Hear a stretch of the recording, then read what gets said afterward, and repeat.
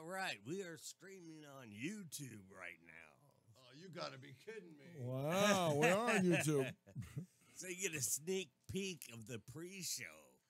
It's the Roy and Jimmy Show. I'm Jimmy. Oh, I'm Roy. Hey, Roy, I heard that you're not even a real person. You're just a hand puppet on Jimmy's hand. I'm not a real person. Jimmy puts his hand on my butt cheeks and makes me talk. This week on the Roy and Jimmy Show, we try to find one more with both hands and a flashlight. Hey, tell me when we're ready to go. Roy and Jimmy Show, ready for action. Today we explore why they call the Inland Empire. Jimmy just walked in the door. Be good. Oh, shite. We always get surprise attacked by Jimmy. He does. Tell me when to start, Dan. Give me a countdown. I'm Roy Moore, and I'm filling in for Jeff Sargent. Or is it Sergeant Jeff? Were you in the military? Are you taking Veterans Day off? Dan, what do we got? Dan is staring into the light. Come back into the light, Caroline. He can't look and talk to us. Dan's like a dog. He looks up and he's... He hears every word we say. Somebody's holding a treat over Dan's head. Dan, Roy Moore is here. I'm wondering what's taking Dan. Hey, put your pants back on, Dan. Dan. He still doesn't respond. Boy, if he died in the chair, I'd feel bad. All right, here we go. Really? Here we go, guys. We got about 50 seconds. Dan is drinking again. 15 seconds. Okay, 10, 15. Give us a countdown. Not even the 5-finger count. 3, 2, 1. Yeah, like Wayne and Garth. Well, that's how every station does it. They don't count to 5, 4, and they go like this because the last are silent because they'll be on the air. Do do do do do do do do do do do do do do do do. Oh, I'm Jeff Sargent. Wake your asses up. Here we go. 10 seconds. Oh, all quiet. On the Western Front.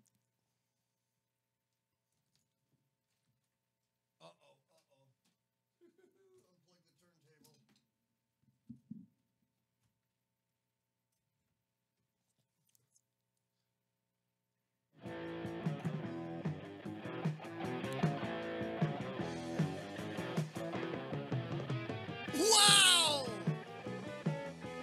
It's time for the Jeff Sargent Show. Oh my God, we're back. It seems like forever. Full strength, ladies and gentlemen. Oh, and it's the return of Jakey. Greetings, people. How's it going, Jakey? Wake your asses up. And the guy that never left. Dan, the man up. Spell check Dan. Dan, show killer Rupp. Yeah. I did no show yesterday. I just put on best of and left. Apparently when you were on last week, you did no show either. Hey, I just woke. I was sleeping, and then I heard. I had my phone on silent, and Dan goes, "Oh, are you kidding?" It was like 7 o'clock. No. Do not want. It's too cold to get up. Wow, yeah. Yeah, when your testicles are clinging to your leg, like, don't get up, Daddy. It's time to sleep in. Gosh. Well, I just found out, Dan. Remember that he was selling oranges on the. Well, it's the thing. Is that what you do? He was filming a movie.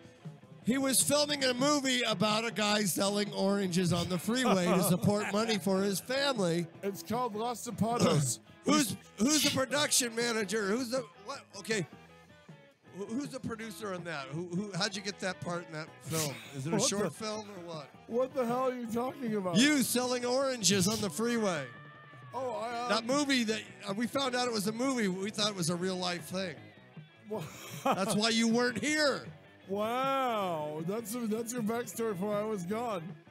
Or were you stacking soup cans in a supermarket? What were you doing? No. It was auditioning and getting ready for another project I cannot speak about yet. You know what? I don't know. What do you think, Dan? You think he's making this shit up? How dare you, Cyrus? I think If I you talk saw like him. that, if you talk like that, I'm gonna do Roy and Jimmy. for the Hey, rest of the I hour. saw him over the weekend. I caught him playing with a Hulk doll. Hey, you were holding the whole But he doll had to his me. he had his cloth pants on. What's the story with the Oh Hulk? yeah, no, that Hulk you sent me the picture of. Yeah. Okay. All right, a little backstory first, because you're wondering why I have a Hulk doll.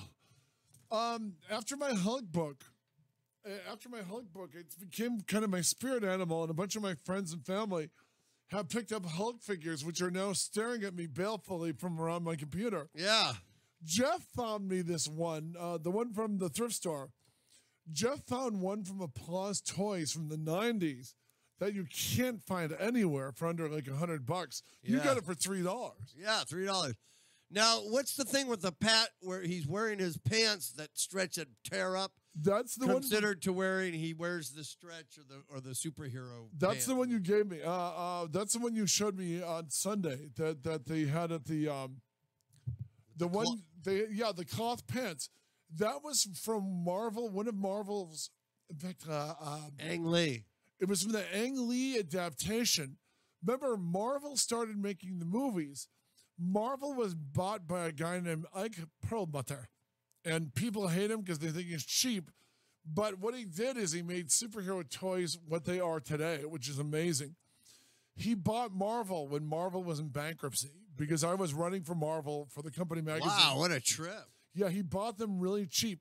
It was between the guy who, there's a great book called When Titans Clash about how Ike Perlmutter and his tiny toy company got hold of Marvel. He was up against Ron Perlman. Ron Perlman, basically famous for shoving mascara in rabbits' eyes and killing them with testing when he was running Revlon. He's a famous corporate raider. And when he first bought Marvel, when Ron Perlman got his hands on Marvel, or was trying to get his hands completely on Marvel, Frank Miller, of all people, made a company speech about how basically the head of Revlon, Ron Perlman, was not the guy from Beauty and the Beast and Hellboy, but the famous corporate raider. Miller got up when everyone was going to pretend it was a good thing. Frank Miller got up and basically said, this guy is Galactus. He's going to destroy your company. And that's essentially what he was set out to doing. He was going to sell them off piece by piece. Perlmutter got him toppled in a big corporate thing. Great hardback book called When Titans Clash from like 2001, 2002 about it. So what happened is Ike Perlmutter took over Marvel. He didn't give a damn about the books. He didn't give a damn about anything except wanting to sell toys. And he thought, well, Marvel is a bunch of characters. And if you look at, he took them over in like 90, in the early 90s. And if you look at how ugly the toys were at the beginning of his run and how beautiful they were towards the end. Yeah. When you look at the first ones, he got them making an X-Men cartoon so he could sell toys. He got them making a Spider-Man cartoon so they could sell toys. He realized if they made a movie of all the characters, he could make a lot more money. So yes. You give Perlmutter credit. Perlmutter and Avi Arad basically undid 22 years of legal wrangling. That's a lot. It's a huge amount to get the first Spider-Man movie made. Damn. And remember, they learned a terribly great lesson in 1989 with the Tim Burton Batman movie. And that is, the Tim Burton Batman movie was the highest grossing film of 89, making $250 million worldwide. Wow. Not wow. It did $500 million in toy sales. Oh, shit. Yes. So the toys. Damn, that just shows you have a movie or a cartoon. Right. That's why they first they have an idea to make a toy, then they have to have a cartoon to promote it to get those kids to buy it. A toy line costs $5 million to launch. So every toy line you've seen, good, bad, or indifferent, including the ones you see on the blowout racks at Target and other places, that took them $5 million to launch. Even back in the 80s, remember they had a Rambo cartoon Saturday morning. They did. And we bought the Rambo cartoon action figures along with, they even had a Chuck Norris Karate Commando. Chuck Norris Karate Commando with the Chuck Norris Karate Corvette. Yeah. I have on my shelf, I have a Chuck Norris Karate Commando of him in the blue and the white. Dude, I remember those. You remember those? I bought all those action figures. One of my high school jobs was unloading those at KB Toys. You know, putting. Oh, I remember Commandos. KB Toys. Yeah. Yeah, we would put KB Toys in Montclair Plaza when they had one. Yes, yes. I would launch the shelves with Kung Fu Chuck Norris Karate Commandos, and I remember there was an ex-con just out of Chino, and he told me, "I can't afford to give any of these to my children, and I'm putting them out for other people's children." And it's like, well, I guess you could take one, but he wouldn't do it. You know, and it's kind of the same way with bands. Like, they don't make a lot of money for small bands playing in, clubs and stuff. What they make their money in is merchandise, selling merchandise, T-shirts and stuff. Well, there's a great documentary series you guys should watch on Netflix called "The Toys We Grew Up With," and I saw that. The most amazing one, Jeff, is they did He-Man, She-Ra, all these toys. Yes, but they do one on Star Wars. I saw that one, and they went to Kenner. Everybody else turned them down. Oh my God! Except for in Ohio, right? Yeah, Kenner was in I think Sandusky, Ohio. Yes. Yeah, and it was in I forget what building it was in. They had the building. It was a small office and a little office, but in the Kroger. It was in the Kroger building. Yes, because Kroger was the toy company is a subsidiary of Kroger. Yeah, and that's why they used the K, Kenner. And Lucas was getting less than a nickel. The toy company was getting all the money. That's why they call that toy company the company that George Lucas built or Star Wars built. Yeah. Lucas is getting less than a nickel that he's going to split with Fox. The toy company got the entire price on every toy. And they did. And all they did do to keep the rights is write them a $10,000 check every year. Well, about 3 or 4 years after Return of the Jedi came out, they thought Star Wars was dead. All you had to do was send Lucas $10,000 every year, $10,000, and you owned Star Wars in perpetuity.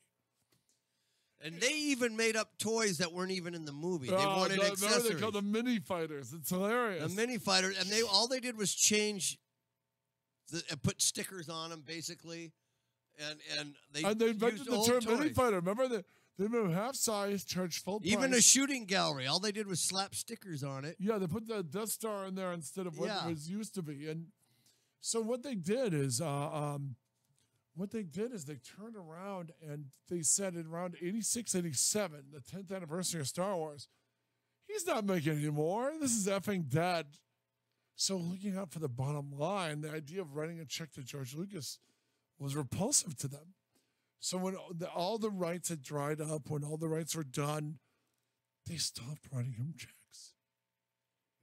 Yeah. And Lucas waited and waited until their copyright expired on Star Wars. And he announced episode 1.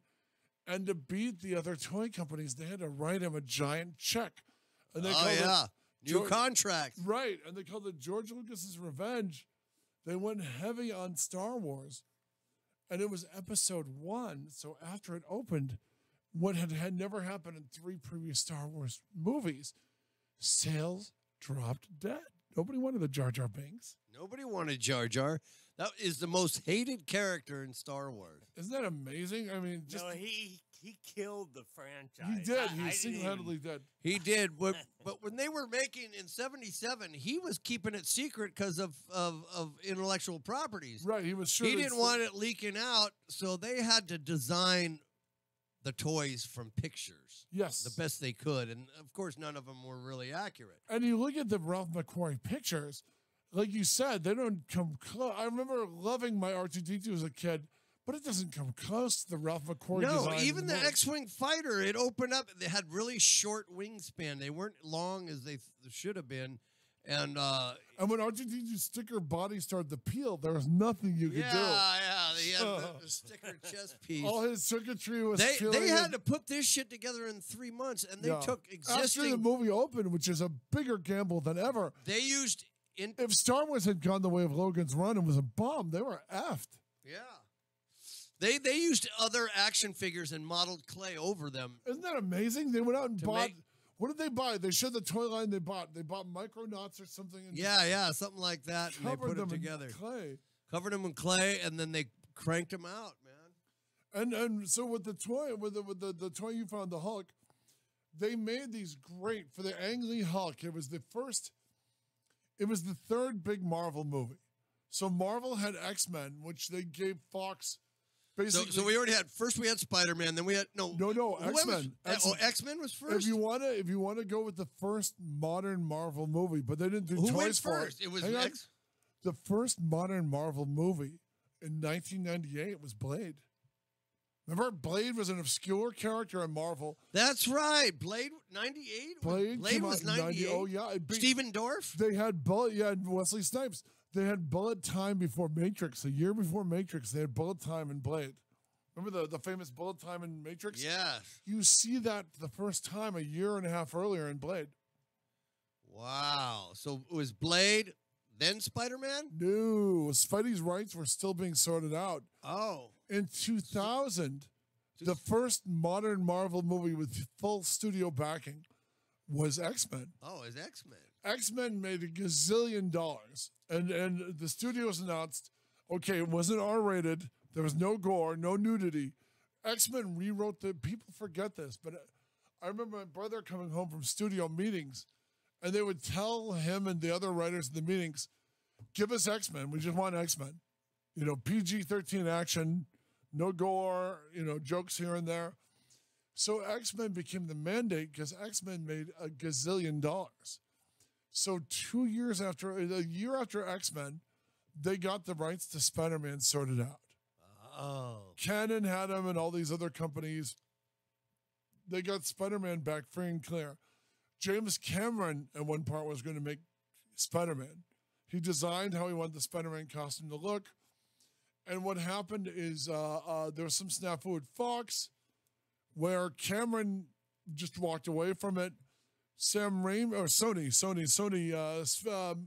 Sony got it, and they gave it to Sam Raimi, which was the smartest decision because I still think the first two Spider-Mans are the best Marvel. Oh yeah. And Raimi, I'd interviewed Raimi before and found out he was a huge Spider-Man geek growing up. And there you go. When he got the rights, they give him the rights. He knocked it out of the park. I would even argue there's really good stuff in Spider-Man 3.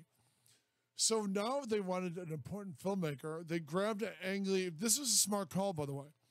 They grabbed Ang Lee right after Crouching Tiger, Hidden Dragon. Uh-huh. And there's so much good lyrical stuff in the Ang Lee Hulk. Unfortunately, that's with Eric Bana, right? Yes.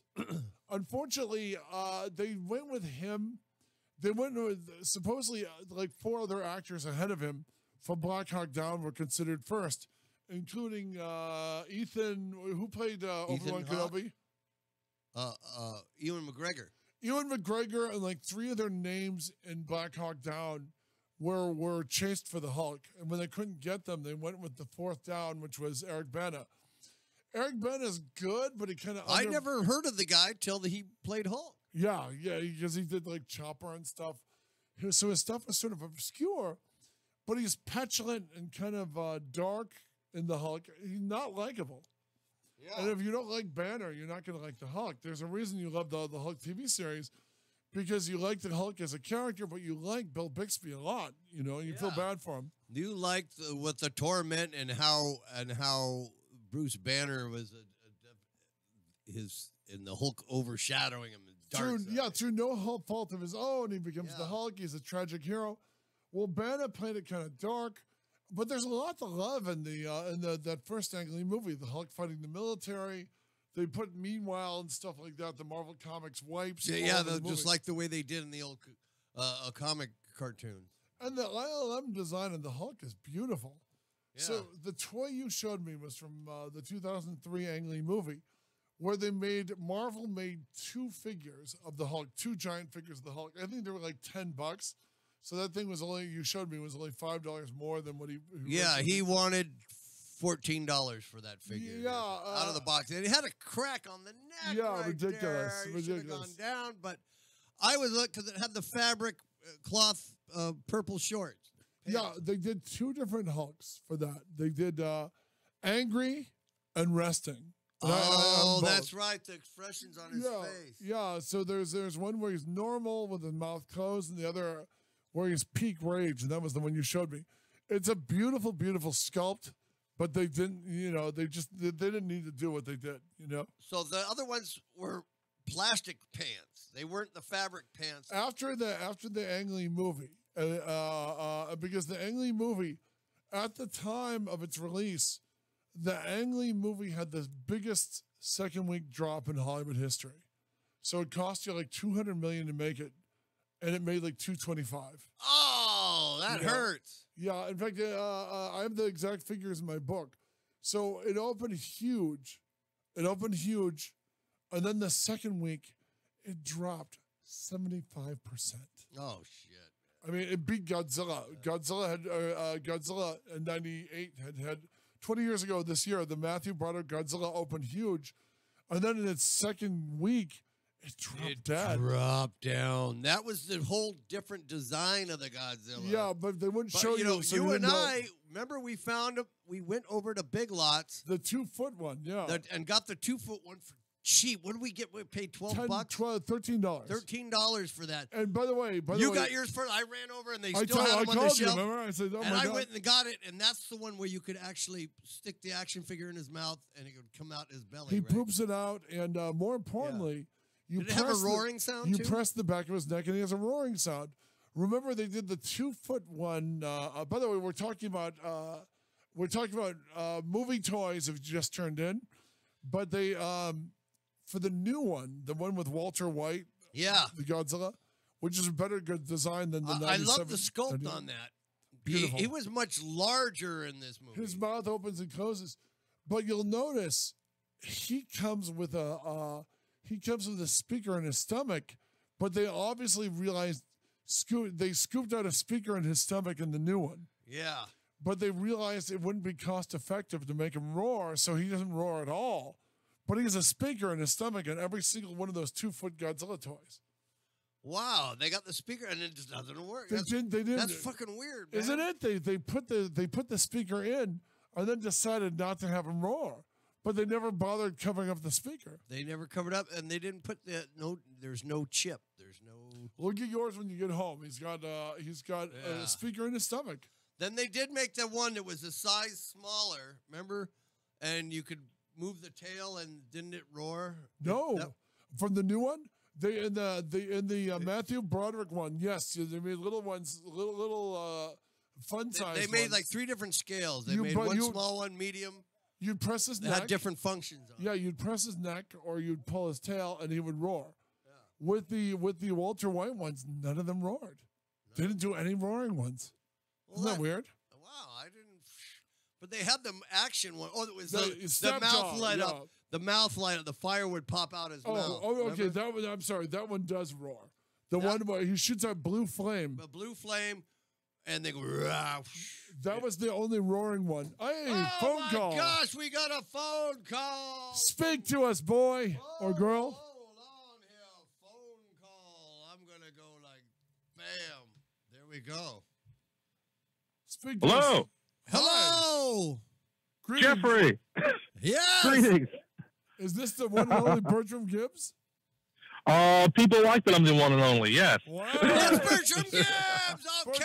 Bertram Gibbs, ladies and gentlemen. We're going to stop talking about Godzilla, and we're going to talk about King Kong. Booyah. Yeah. Again? Sure, Again. What the hell? Because now our mics are totally functioning right now. Totally. And we've got like about 1 million people all over the world wanting to know about King Kong. We can. What's more to know than an ape on a building? Oh God! First of all, you were standing in a crowd with Joe Piscopo. Was that exciting for you? It was more exciting for Piscopo standing in a crowd with me. Oh, Yeah. fair enough.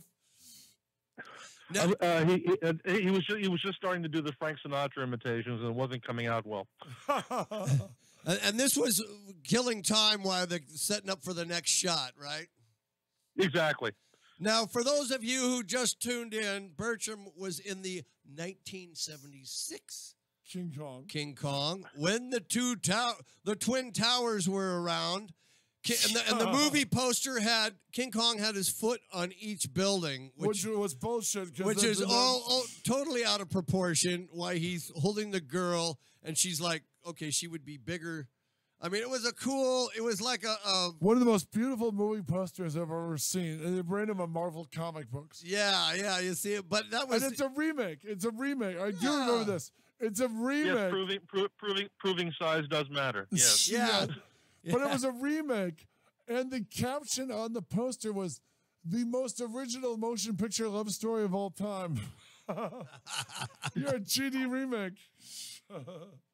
But it was the first remake of King Kong since 1933, right? Well, if you don't count King Kong Escapes, King Kong versus Godzilla, or Son of Kong. Yeah, okay. I mean, where King Kong grabs the girl.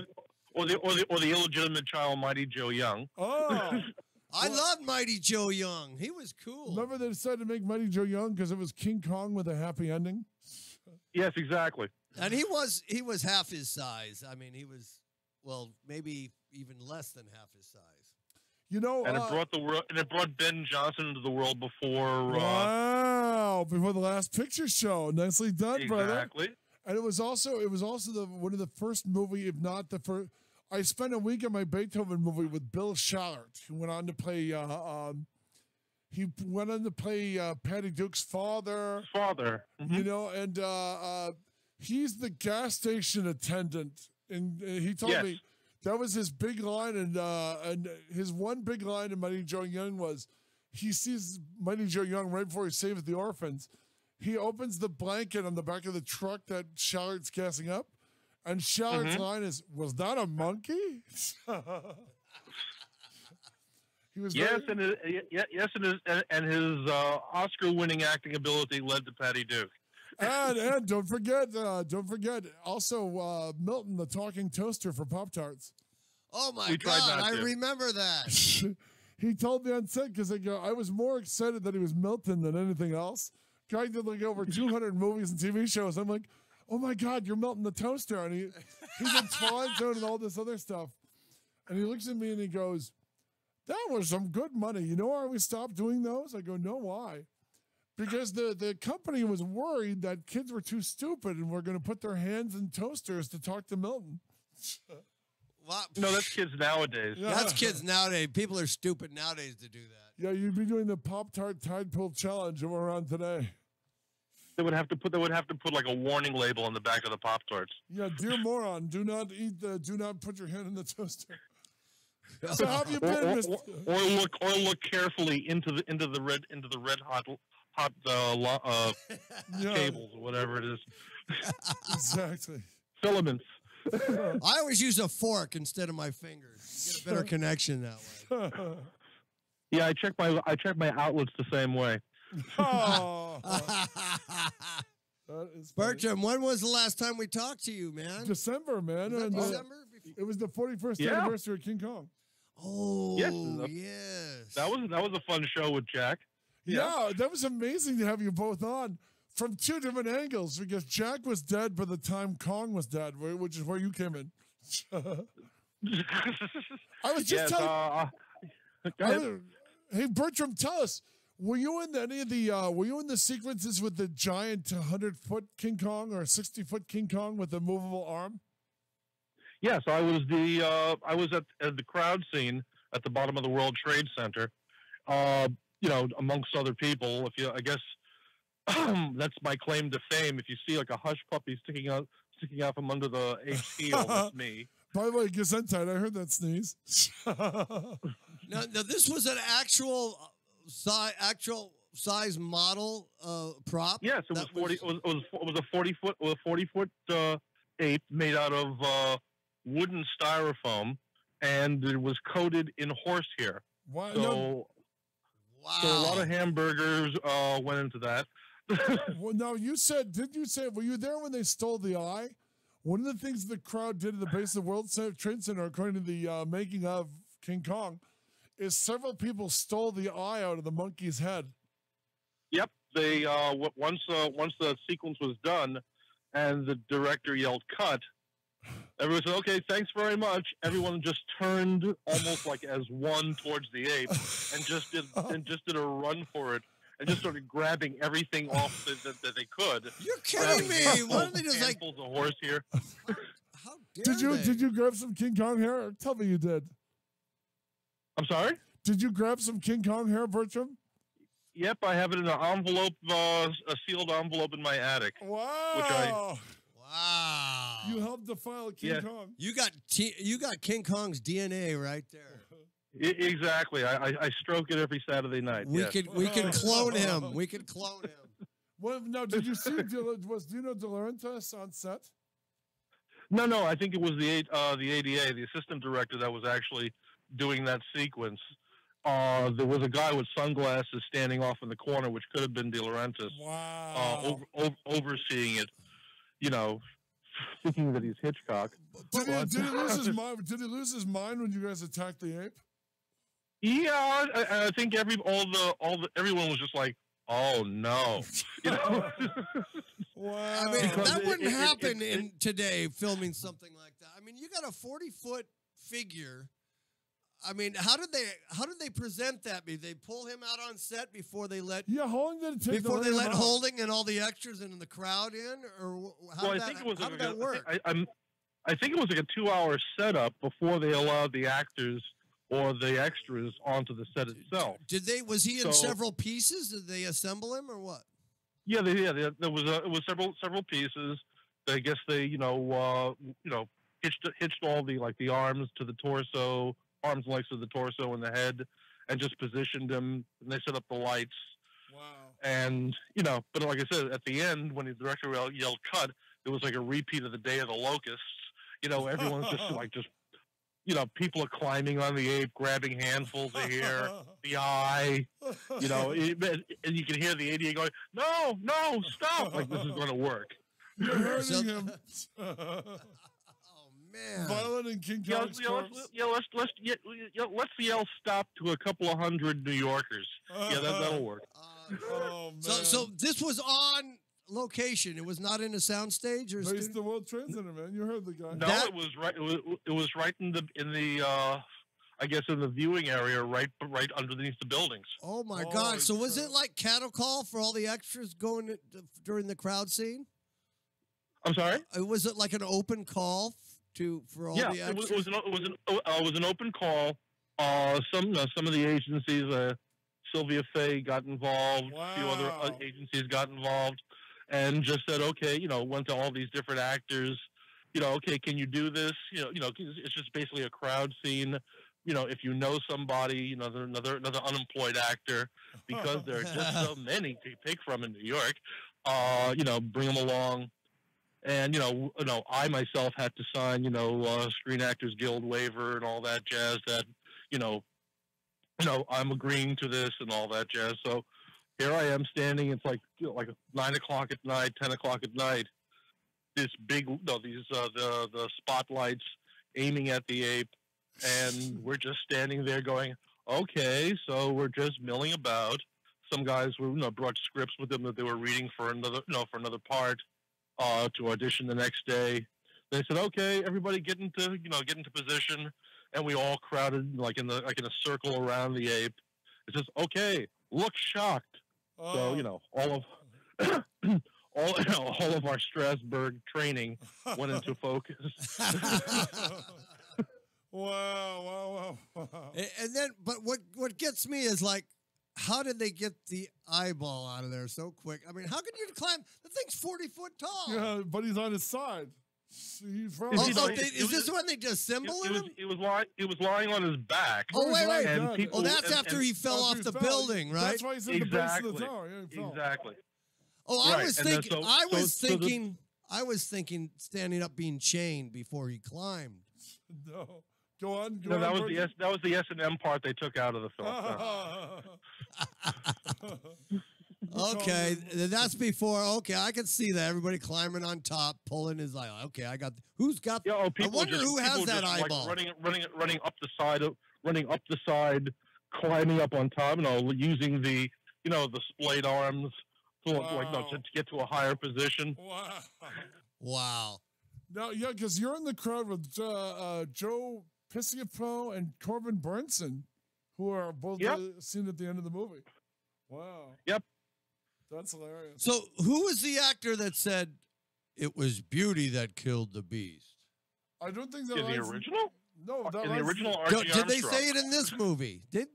Yeah, it's Chuck. What's his name from Beethoven? Chuck. What's his name? Oh, Grodin. Charles Grodin. No, Grodin's dead by then. Who says it at the ending of the De Laurentiis King Kong? Because remember, it steps on King Kong steps on him when it breaks free. That's right. Was it Bridges? No, yeah, Bridges has the line. Oh, that was him. That was his line. Yeah. Oh. Wow. The dude speaks. The dude speaks. Hey, I drank a White Russian with that guy. He can do no harm in my book. You got to see the beautiful Jessica Lange. At the height of oh, yes. Oh, gosh, in her prime. She's still beautiful. In that silver gown of hers. Oh, that's right. Wow. Congratulations. Did you get some pictures with her? No, I'm sure not. No. Well, that was the one thing that the directors and the staff said. You do not interact with the actors, meaning like you're less than the actors. Yeah. You know? Like, I know what that's like. It's just like, I was told you this. are beneath them. You may grovel in the presence of John Agar. Yeah, that's right. John Agar was in that scene, wasn't he? Wow. Yep. And that's back when we had our 35 millimeter and Instamatic cameras. Yep. It was kind of you just couldn't whip out your phone and click a picture. You had to. Boy, that's funny. That's how many nights did you film King Kong? Just one? No, 3. Wow, 3 nights. Bertram, that's amazing. You were on the cassette. That's a part of history. Exactly. But it was funny because the fact, after getting the riot act told to us, you do not speak to the actors, you are beneath them, speaking in Richard Burton, and we're going, and we're like, okay, fine, and then and so I'm sitting there, and at the time I smoked a pipe. Yeah, don't get funny. And I smoked a pipe. So it's like, okay, we're gonna take a small break, just hang off to the side, then we'll call you when we do the next setup. So everyone's just standing off to the side, and I'm puffing away, just watching everything, and all of a sudden I hear, "Hey, you have a light? Can I get a light?" And I turn around, it's Bridges. All right, yes, it's the dude. Yes, the dude on Jenny Craig at that time. Yes. Wow, so the dude smoked though, huh? At the time. Yeah, because I worked with him on K-Pax. He didn't smoke, but he drank. At the rap party, we drank. That's where Kevin Spacey violated me by cutting ahead of me in the beer line. Well, it's Kevin Spacey. We can go on for that for the next half hour. Yeah, I can't believe Jeff Bridges smoked. That bums me out. So, like I said, I turned around, gave him my light, and I just, said thank you for inviting me, and more or less we talked about his father. Wow. Going back to Sea Hunt. Sea Hunt, yes. That's funny. And I think this was before Airplane came out, too. So this is before, Lloyd Bridges got his next round of stardom. Yeah, I mean, Lloyd Bridges said his career basically broken into 2 different pre-Airplane and post-Airplane. They said Leslie Nielsen said the same thing. I mean, and Peter Graves. Wow, yeah, I mean, you look at the Poseidon Adventure and you burst out laughing because the captain who flips the ship is Leslie Nielsen. Of course it flips. Who else would it be? Yeah, I mean, and that must pain them because that wasn't how it was, No, again, it was days gone past. Yes. Wow. Yeah. And I did see Agar wearing his black tux next to Bridges, and off to the side, I guess, preparing for her next moment was Jessica Lange. You know, and I felt sorry for her because, you know, it was a good role. It was a flashy role doing the Fay Ray bit, you know, but you know how much emoting can you do to a 40-foot ape? And they'd already rejected Meryl Streep for the role. Did you know that? No, it didn't. Yeah, great story in her book, in her autobiography. Was she using a different accent? No, well, Giada De Laurentiis' father, De Laurentiis' son, or no, I think she might be a daughter-in-law of De Laurentiis. Anyway, De Laurentiis' son says in perfect Italian to Dino De Laurentiis when Meryl Streep comes in to read in front of them, he says something in Italian like, "Hey, Dad, she's too ugly for the ape." And Meryl Streep and Dino De Laurentiis laughingly agrees with him. And then she said she burned them by responding in perfect Italian, "Thank you for seeing me," which made them realize she couldn't hear what they said. Ah, wow. But she did worse covering for Weinstein, so I guess it all balances out. There you go. Yep. So Jessica was. You can't play with the ape, but you can play with Harvey. Exactly. Wow. Well, Jessica was a young. Was it introducing? Did they say introducing Jessica Lange? Yes. Was that her? Yes. And She was basically an unknown actress back then. Yeah, she went on to win 3 Oscars. People don't realize this, but she's won just as many Oscars as Meryl Streep. Wow. I think her next movie, or maybe a movie in between, was Frances, and I think she was amazing in that. 82. That was 5 years after King Kong. 5 years later. Yeah. But by then she put King Kong behind her. You know what I mean? I mean, she got a rep as being difficult but great, and I think that's one reason why she wound up in television. Supposedly she was really hard on Music Box. She did Music Box, which is a kick-ass movie. It's from the same writer as Jagged Edge. It's Jagged Edge all over again, but it's got a great punchline to it. You know, it was a fun film, but yeah. She was basically off to the side. You know, everyone was just very relaxed, and then after I finished having my my 5 minutes with Jeff Bridges, says okay, everybody get into position. So like I said, it was just hysterical watching 100 guys just standing there, 100 guys and gals just like preparing themselves to react to the ape. This is how they're all method actors. Hey, Louie, this is how I would react if a 28-foot ape died right in front of us. And they're like, look sad because I wanted to cry. I was a teenager then, and I was hurt. I was waiting for somebody. I was waiting for somebody to go. Excuse me. Could I do that again? I wasn't quite ready. Yeah, let's do that again. Rolling the big big 35 millimeter Panavision film. Wow. Exactly. Overcome by the ape was overcome by the smoke from Bertram's pipe. Well, that too. Were you vaping, baby? But I shared. I did share. Yeah, getting all the sharing extra stones. Damn, that's funny. We can't hear you, Dan. Dan is trying to say something. Put your microphone on. I got a question here from one of our listeners. Oh, here you go, Bertram.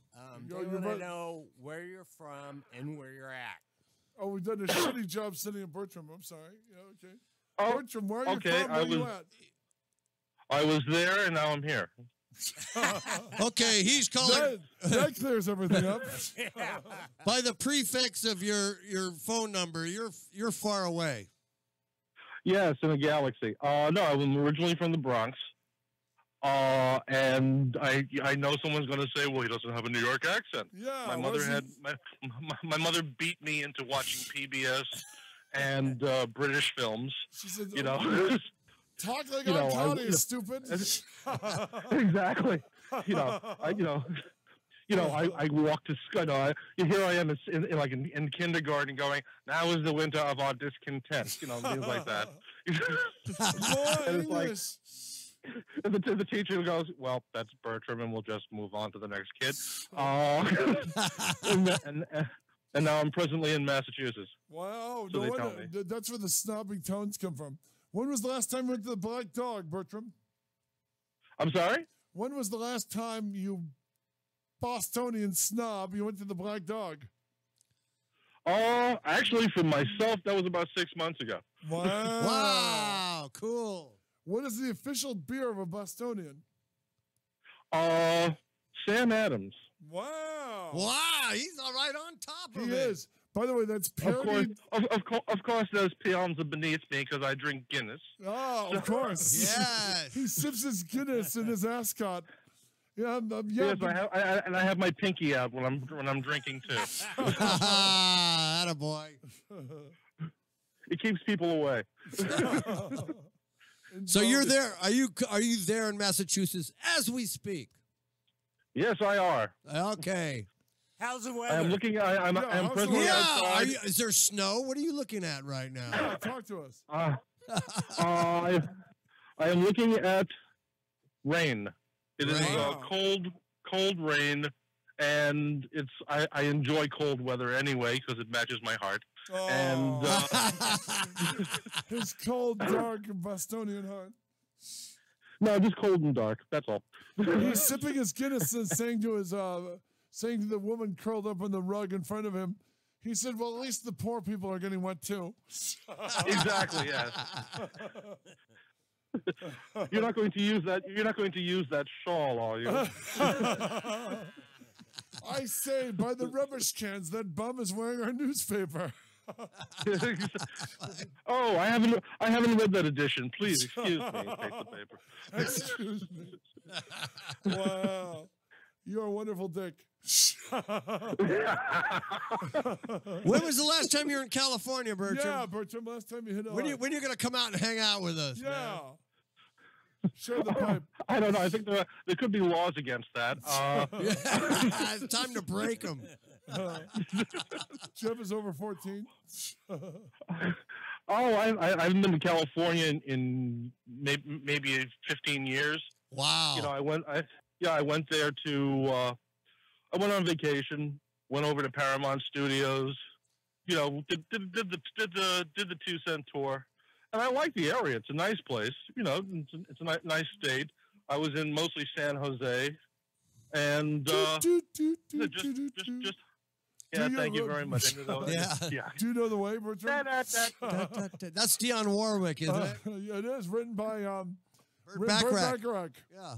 Do you know Okay, Bertram talk. We got a real guest. the lovely town? No, I'll go. Oh no, No. I can come by and hang out at the studio. Hell yeah. Now, I want to know. Hey, do you still have that pipe? Now, look, have you Yes, ever? for Have you? other reasons. Bring it. Were you ever in California and gone to the Universal Studios tour when they had King Kong, where you drove the tram through the giant mechanical King Kong head? Remember that, Patrick? No, I do. It had banana breath. Do you remember that? They had the banana breath. They put the banana breath when he roared it and at you. It's like, whoosh. Yeah, it was great. I love why that. does that sound Adam's Family to me? Let's go through the King Kong's head. Yeah, that's You did, though. He breathed banana breath all over your trim. Now it's really crappy. Now it's a full around 3D, you know? yeah. It's a hologram 3D. Is that what? Oh man. Yeah, Nothing beats the life-size mechanical physical with the effects. giant physical hands on the it's amazing. Now we're going back to Harvey Weinstein. Yeah, pawed by a gorilla. Those were his hands. Who reportedly had less back hair. The monkey had less back hair than Harvey Weinstein. Yeah. Exactly. Shave that shit. Oh. Or Yeah, braided at least. I don't know what would be worse, being attacked by Harvey Weinstein or watching him masturbate with that hairy, gross back. Yes. Pat, did you go I to? give it a 10. I give it a 10, but the dismount I have to lower the point. Oh. Go ahead, Jeff. What is this, a bag on Weinstein show? Oh, yeah. All right. Give Hey, us another victim. Do you remember? I think there was a game by Parker Brothers. It was called Hang On Harvey. Remember that? Oh, yeah. I'm sure not for the way they used it. Oh yeah, they changed. I thought it was Happy Hippos. My mistake. Yeah, exactly. What was I thinking? I'm sorry. So- Apologies to Parker Brothers. Yeah. Parker Brothers. So what is the anniversary of, how many years has it been since King Kong, since, I don't even know, my mom was born the time of the movie, December 18th, 1976. so it was the 76 one, but King Kong itself was 30, so that would be what, 84 years ago? Is that the right Thereabouts. math? Somebody get a calculator. Somebody get a Take off your shoes. Okay, so you've got to be 158 years old. Close. 147.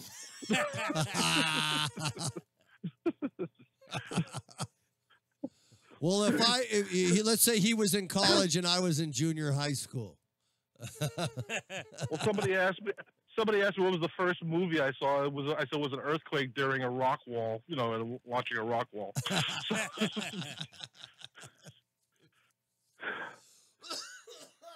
Patrick, get your ass back in here. we've lost- He we've just lost another walked one, in the it sounds lobby like. trying to drinking all our coffee. Look, you don't need any more coffee. Get your ass down here. You can't even sit still now. I'm honored. Sorry, Is he putting a quarter in the cup? Is he putting a quarter in the cup? Yeah. No, you put. I have a clown over here. Every time you drink a cup of coffee, you got to put a quarter in the clown. Yeah, he's got the mechanical clown, the old 1900s, put the penny in and push the lever and he eats the coin. It smiles and tells Dan when to masturbate. That's 50 cents. And you gotta do it with the same hand. Does you're it take jerking off on. quarters? Is his mouth big enough to take a quarter? Yeah, I can take a quarter. Oh, just put it in the slot. He has an arm like Popeye now. Now our next question. Let's talk about books. Books, Mr. Writer Man. Mr. Writer Man, tell us your latest publication. Well, my latest publication is The First Thing We Do. This is the beginning of my series featuring my NYPD homicide detectives, Desmond Fine and Frank Costa. It's a story of they're finding that defense attorneys are being killed, and not just regular defense attorneys. These are the ones that handle the drug dealers, the pedophiles, the mobsters. And the question is, why are they killing the defense lawyers and not the ones who are perpetrating the crime? So these guys are going, well, these guys are like the lowest form of life in terms of in the legal system. They just manipulate the law, badger witnesses, and get their clients out to do more crimes. So why is it that the lawyers are getting killed? Then finds Buddy, Eric Price, who's a legal defense lawyer, who basically just gets whatever case is thrown into his lap, is then killed, and now it becomes a personal issue because Fine feels that Eric's death is linked to these other lawyers' deaths. And here we are. Now, is this what book is this in the series? Is this the one where you launch everything, or is this the second one? This is the launch. Wow! This is the launch. Congratulations. Are you excited? When There's does it another come out? there's another book. It's already out. It's available on Amazon, or you can go to the Christopher Matthew publication site. You can get it there too. Jeff is It's ordering available it. in ebook. Jeff is ordering it right now. Pat lied. There we go. I'm sorry there are no pictures. Well, Jeff wants to see what Costa looks like before he buys the book. I like pictures. How do you know I like reading books with pictures? It's your vocabulary, sir. It's your vocabulary. The pride of the Acacia public school system. Exactly. I'm surrounded by writers, and I'm just. He loved reading. He loved reading Playboy. I like pop-up books. I bet you do, Dan. Like I said, Playboy. Papa. That popped up. Wow, not bad at all. You can hear the pages cracking as he's opening them.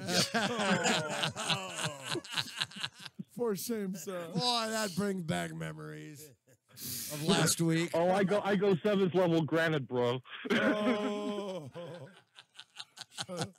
Jeff is now frantically canceling his order for your book. Oh, good. He's a that bastard. I'm sending the bill to you, man. So now, Oh, good. Thank you. Now, Bertram, you're doing a book, starting a franchise. What do you do to layer it in? What do you do to make sure? You know what I mean? I mean, it's like you're running a series, like when Grisham does it, or even when when you're creating your own mystery character. What do you put in there to make those two cops so interesting? Oh, well, I make them very human, if that's the case, because you don't want to have, the standard cop, the standard, okay, he's going to go through this, and he's going to go through that to get to this. I also insert different parts of their personality. Like example, Desmond Fine, very athletic, good-looking guy, very glib, but also extremely sarcastic, but also good at thinking outside of the box. His partner, Frank Costa, is 6'8", about 300 pounds, all muscle. Basically, it's King Kong in a Sears suit, So he's the muscle and the other guy is the worker. Actually, they're both workers. It's just that Costa looks looks deadly. He looks deadly, but he's equally as smart as Fine. Fine leads the investigation. Fine also obsesses over the deaths of the victims, feeling that if he did something more, he could prevent the next crime. He could prevent the next murder. So plus just their own personal lives.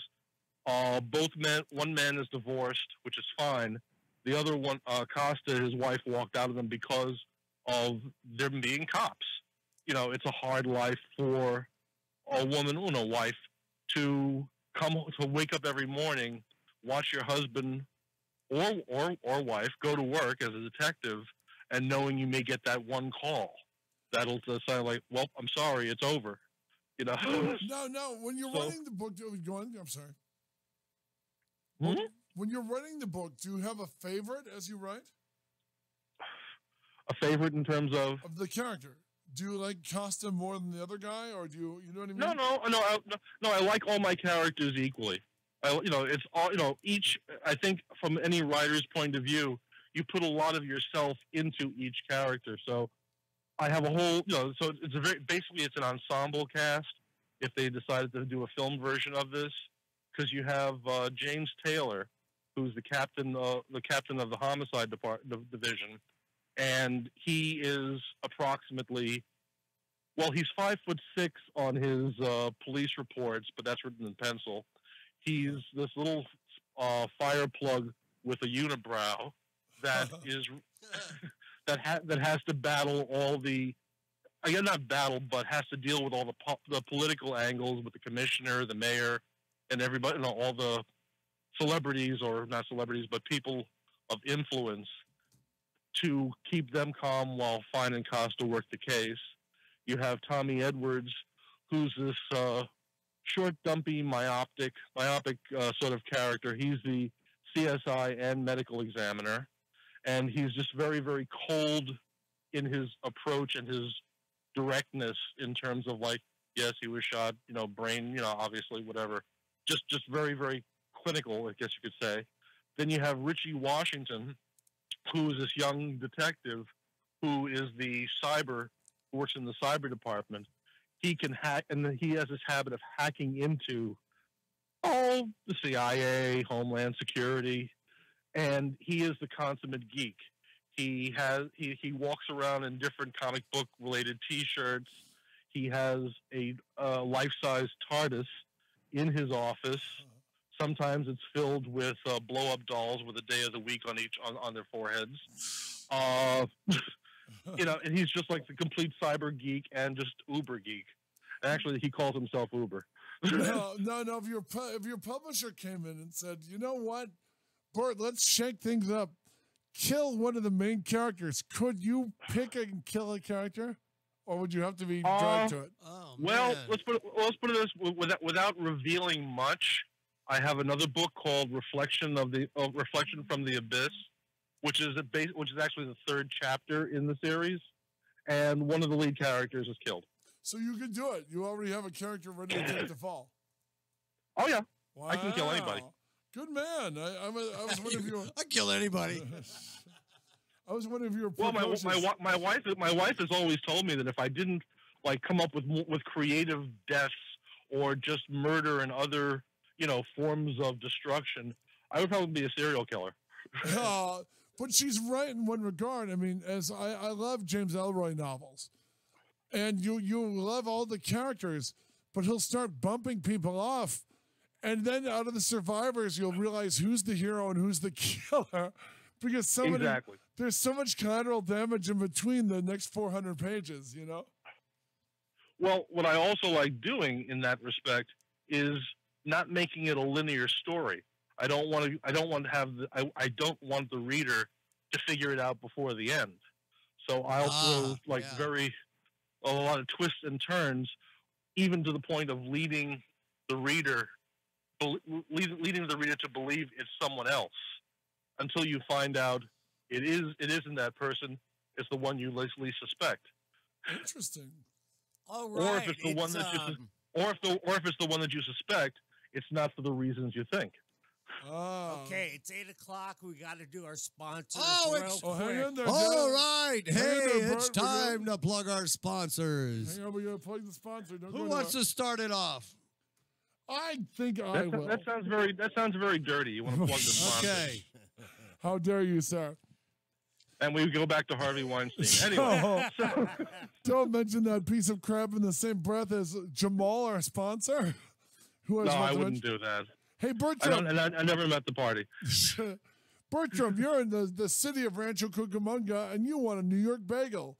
Do you know where you go, sir? Hey, can I have an everything bagel? Because I want to upset the people when I breathe on them. Hell yeah! All right, he knows. All right, yes, Bertram. the everything bagel. And when I want to get a New York bagel, I go to the New York Bagel Company headed by in Jamal. Rancho Cucamonga on Foothill and Archibald.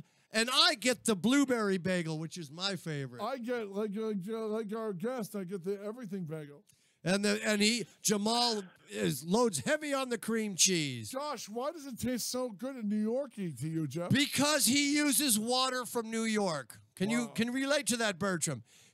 Jamal imports his water from Niagara Falls. Niagara Falls. Niagara Falls. Slowly I turn. I poured the water into my bagel batter, and I make New York bagels.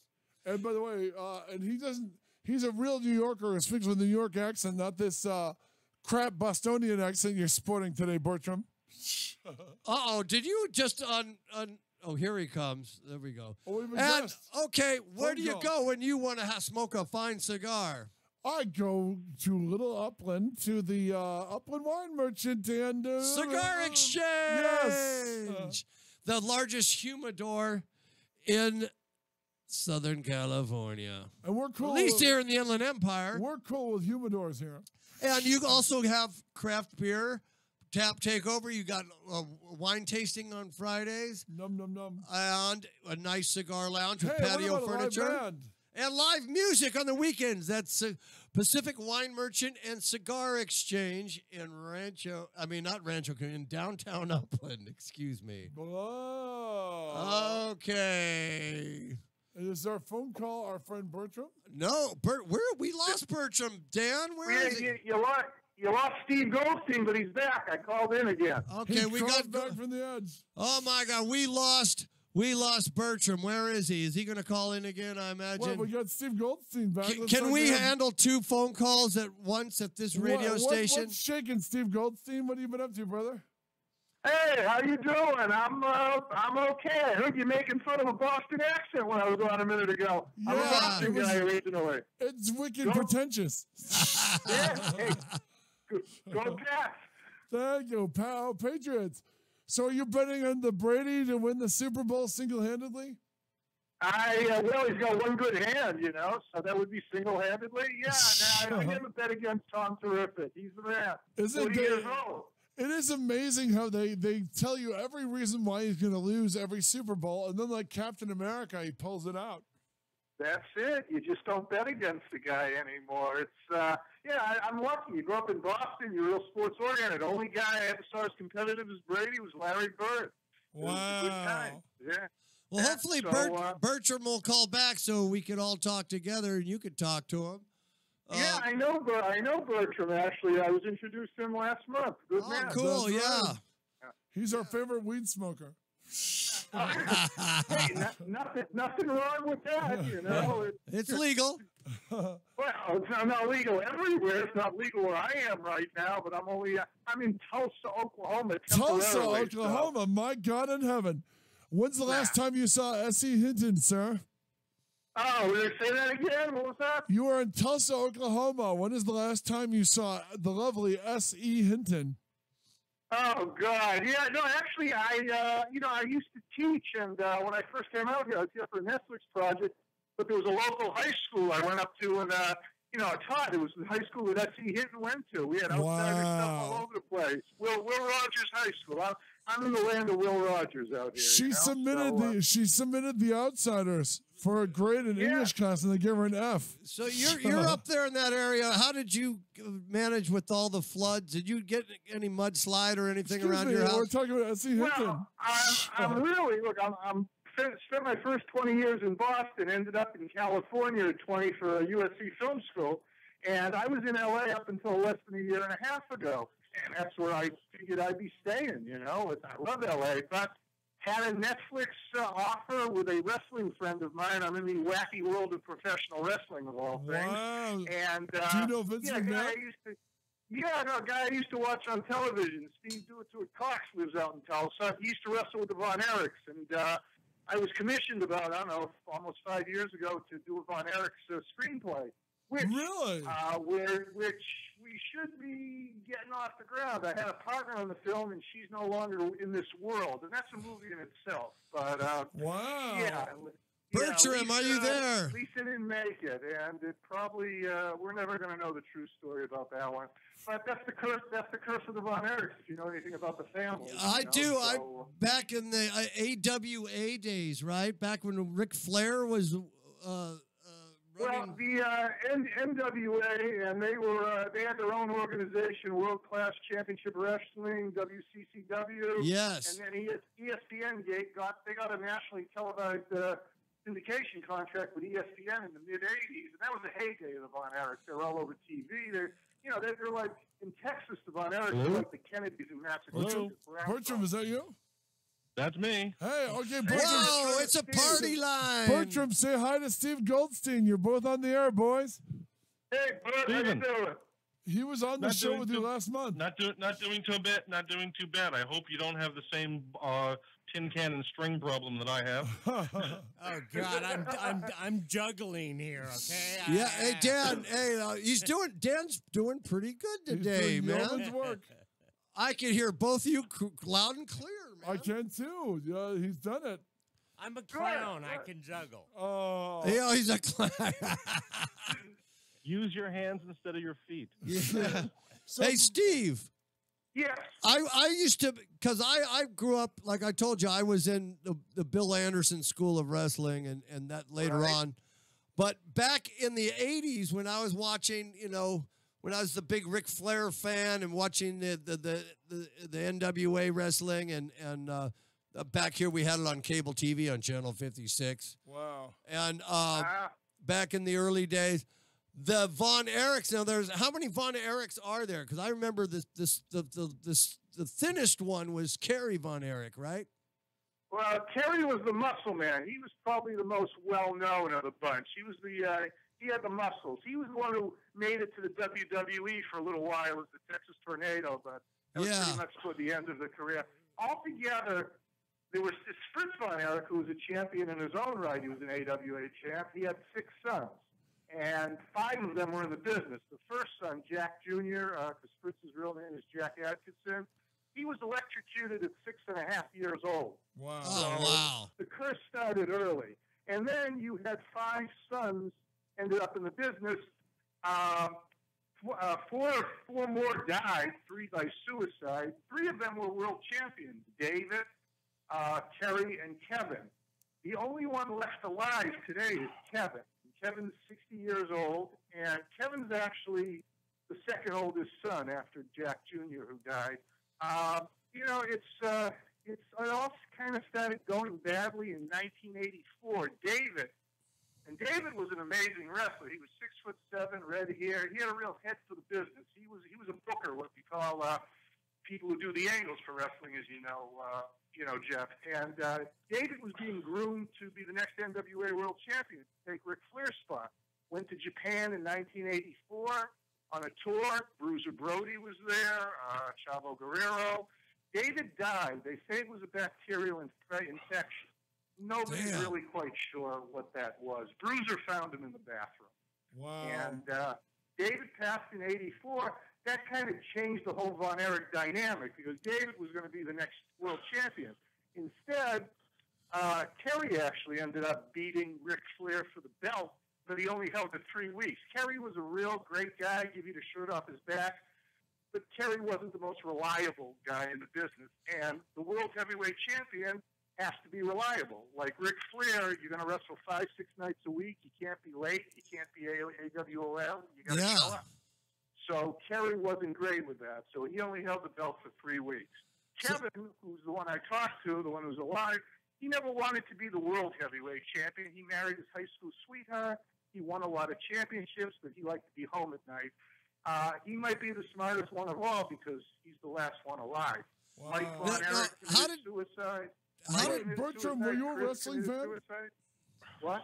I was a wrestling fan years ago. I was with the Bruno Sammartino. Ivan Putski.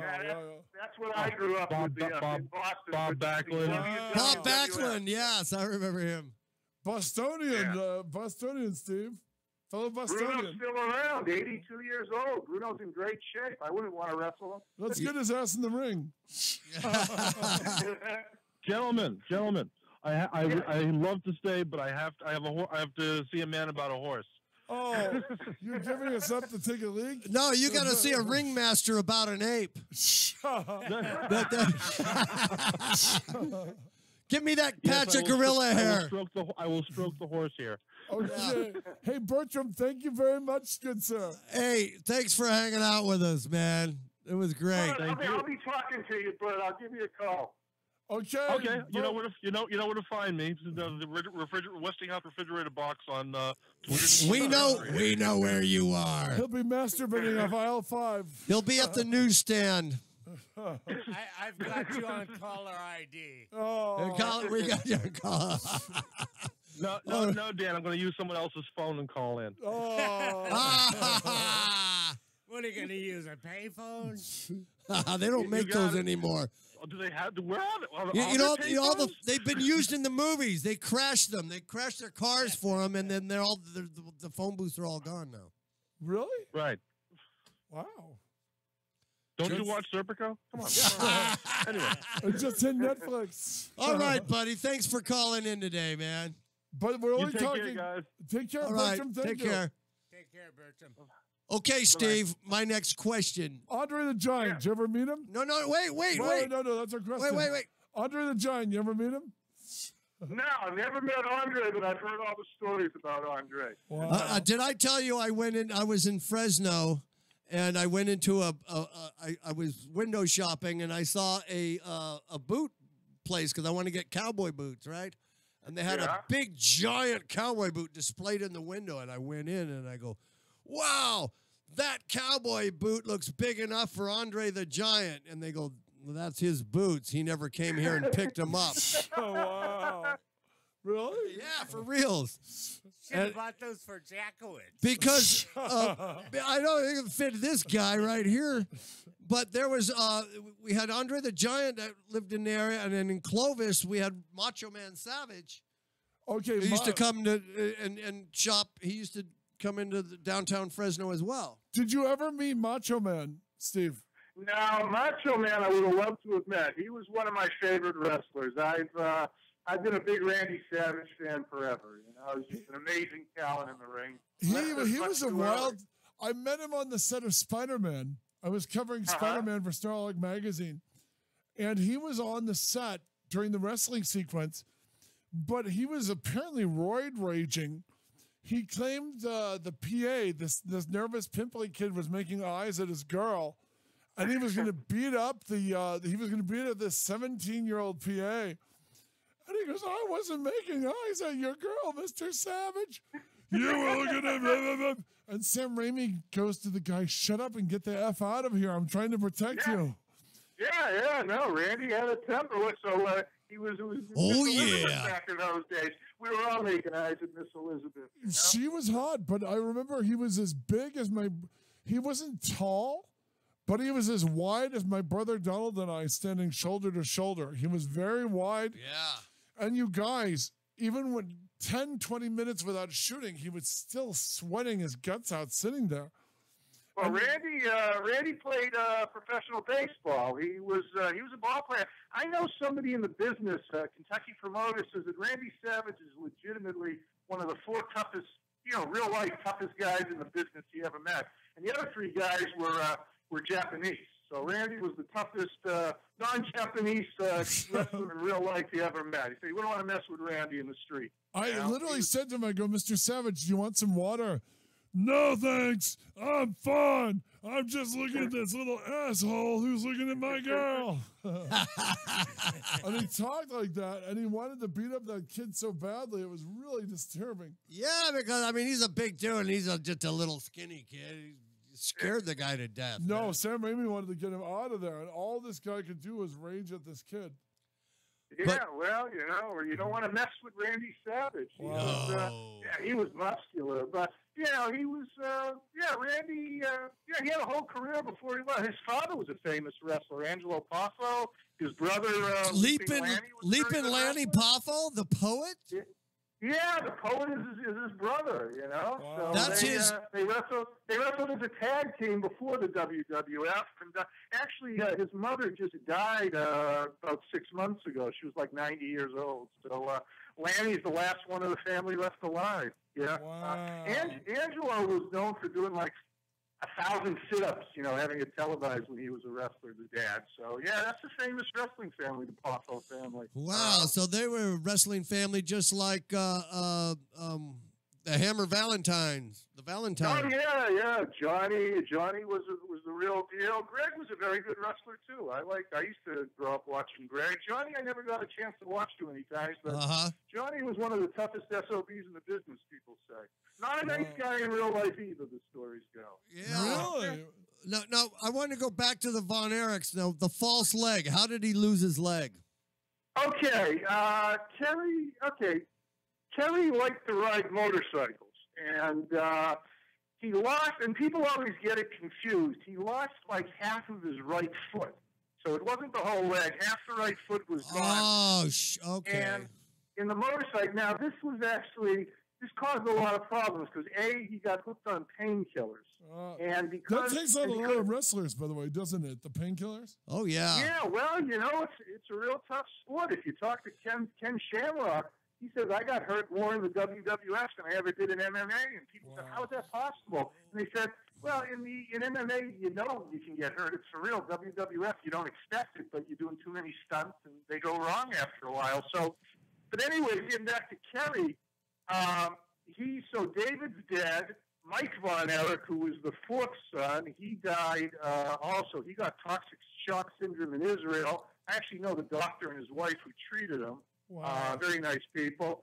And, Mike commits suicide, so they pushed Kerry at Fritz. You don't know what all the stories are. Obviously, when you got 3 suicides, you got to have issues in the family. Yeah, Bing Crosby type Kerry stuff. back in the ring too soon. And he really wasn't, that's caused the painkillers. Now, they didn't want to let people know he had lost half his foot, so then you hear all the weird stories, and there's a lot of weird stories. He would shower with the boys, after the match in the locker room. He would leave his boot on, so people didn't know half his foot was missing. So he's Kerry showering with his boots.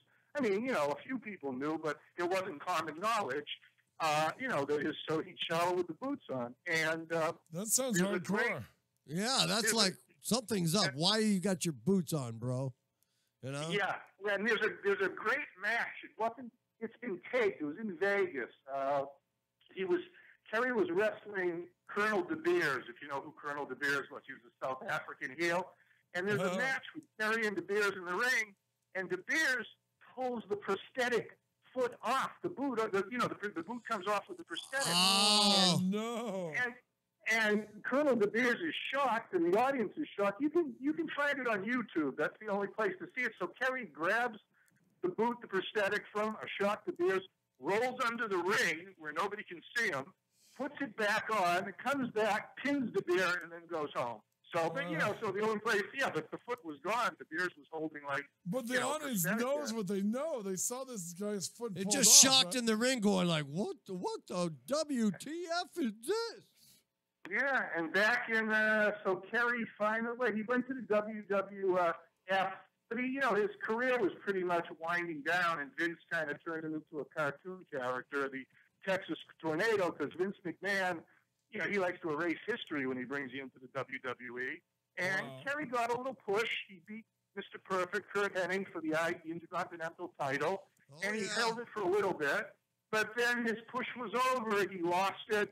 And he started, not being a jobber, but he was pushing new talent. And Kerry knew it was over. Now, Kevin has a lot of hard feelings about Vince McMahon. He doesn't think Vince took care of Kerry. He feels that Vince McMahon just gave Kerry enough, and this is what I'm hearing from Kevin, enough drugs and women, to make him happy and, and keep him on a leash, basically. So Kevin doesn't have a lot of good feelings for Vince. And here's the strange story. Back in '93, when Kerry put a gun to his chest, killed himself. By the way, what a horrible way to go. Put a gun against his chest. Instead of his head, he would have lived for like a minute, right? Yeah, well, here's the weird thing. My father passed away in February '93, so I'm flying to Boston from Los Angeles, and, I got a bereavement flight on Delta, and I'd never flown Delta before, and on the way back, Delta had a stopover in Dallas at the airport, and me, I'm like, I'm a New England kid in L.A. I'd never been south of the Mason-Dixon line, so I figured, okay, I've got an hour stopover in the Dallas airport. Let me go out and see what the South is like. And I walk into one of the newsstands, and on the front page of the newspaper, Kerry Von Erich commits suicide. And I'll always equate that with my father's funeral coming back. So, 20-odd years later, I'm writing the movie, So maybe it was fate that it was supposed to be this way. So, he was the last one to commit suicide, Kerry. Wait, no. Chris committed suicide after him. It was Mike, it was Kerry, then it was Chris. Chris was the smallest Von Erich. He was like the runt of the litter. He never really got the size, and his bones were fragile. He wanted to live up to what his brothers were, but he couldn't. He was only like 5'7", a little chunky kid. And they pushed him in the ring. They used to give him like gimmick matches with Percy Pringle, if you remember, who Paul Bearer from the WWE. Yes, he was the first manager for the Undertaker. Yeah, he was a great manager, and they would give Chris Von Erich gimmick matches against him because Chris really wasn't big enough. He wanted to be like his older brothers, but he didn't have the size or the skill. I mean. And he committed suicide, too. So 3 of them committed suicide. David died. And while they say it was bacterial, it could have been drugs. They're not 100% sure. So those are 4 brothers dead and the one who electrocuted himself. And then Kevin is the happy ending is that Kevin has 2 sons in the business, Ross and Marshall Von Erich, and they're in their early to mid-20s. And they're the 3rd generation of Von Erichs. They call themselves BE3G. And they're wrestling. They wrestle in Japan. They wrestle out here. And they just wrestled in Dallas last week. They're 2 good-looking kids. And, I asked Kevin, how do you feel about your 2 sons being in the business, after the history? And, Kevin said, we grew up in the business. They love it. They know if the walls are starting to close in, call me and we got to talk about it because, when you're a Von Erich, you live with this, I think it was Bret Hart who said the Von Erichs are known for 2 things, wrestling and dying. Wow. And that's pretty much true. Could some of the deaths have anything to do with the steroids? Because everyone's going to be bulky in wrestling, right?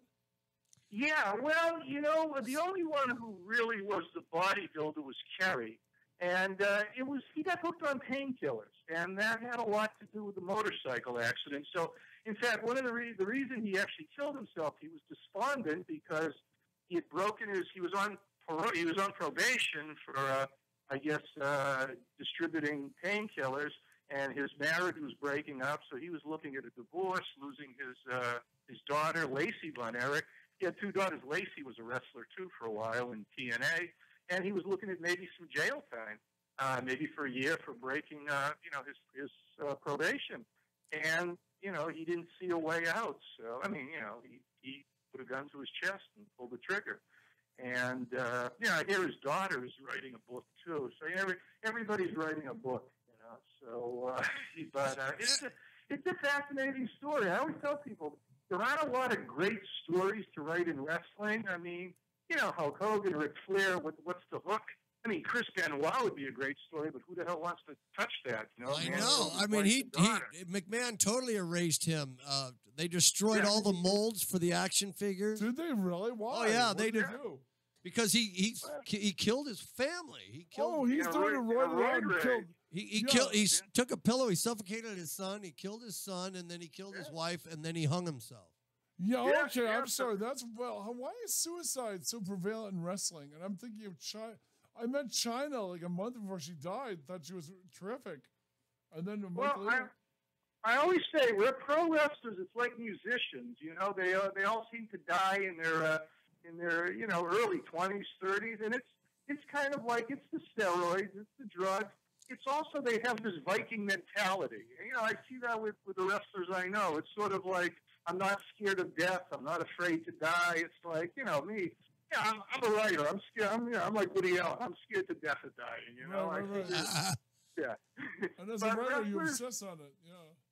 Yeah, and you find out that they don't handle adversity as well as you might think they would. I mean, Kerry was looking at a divorce and maybe a year in jail, minimum security behind bars. I mean, I wouldn't kill myself if that's right. I'd be unhappy, I'd be depressed, but, and they also had this thing, the Von Erichs, they really felt that they missed their dead brothers. So they felt that once they pulled the trigger, like 10 seconds later, they'd open up their eyes and they see their dead brothers in heaven. That's a great thing if you believe in it, but that's a big leap of faith. I don't want to take that chance. I figure I'd love to see my deceased parents, but I'm in no rush. Yeah, no. Suicide is not the way to do it. I didn't do wrestling very long. I did for about a year over at Bill Anderson's School of Wrestling. He was in the Hollywood Blondes in the WWF.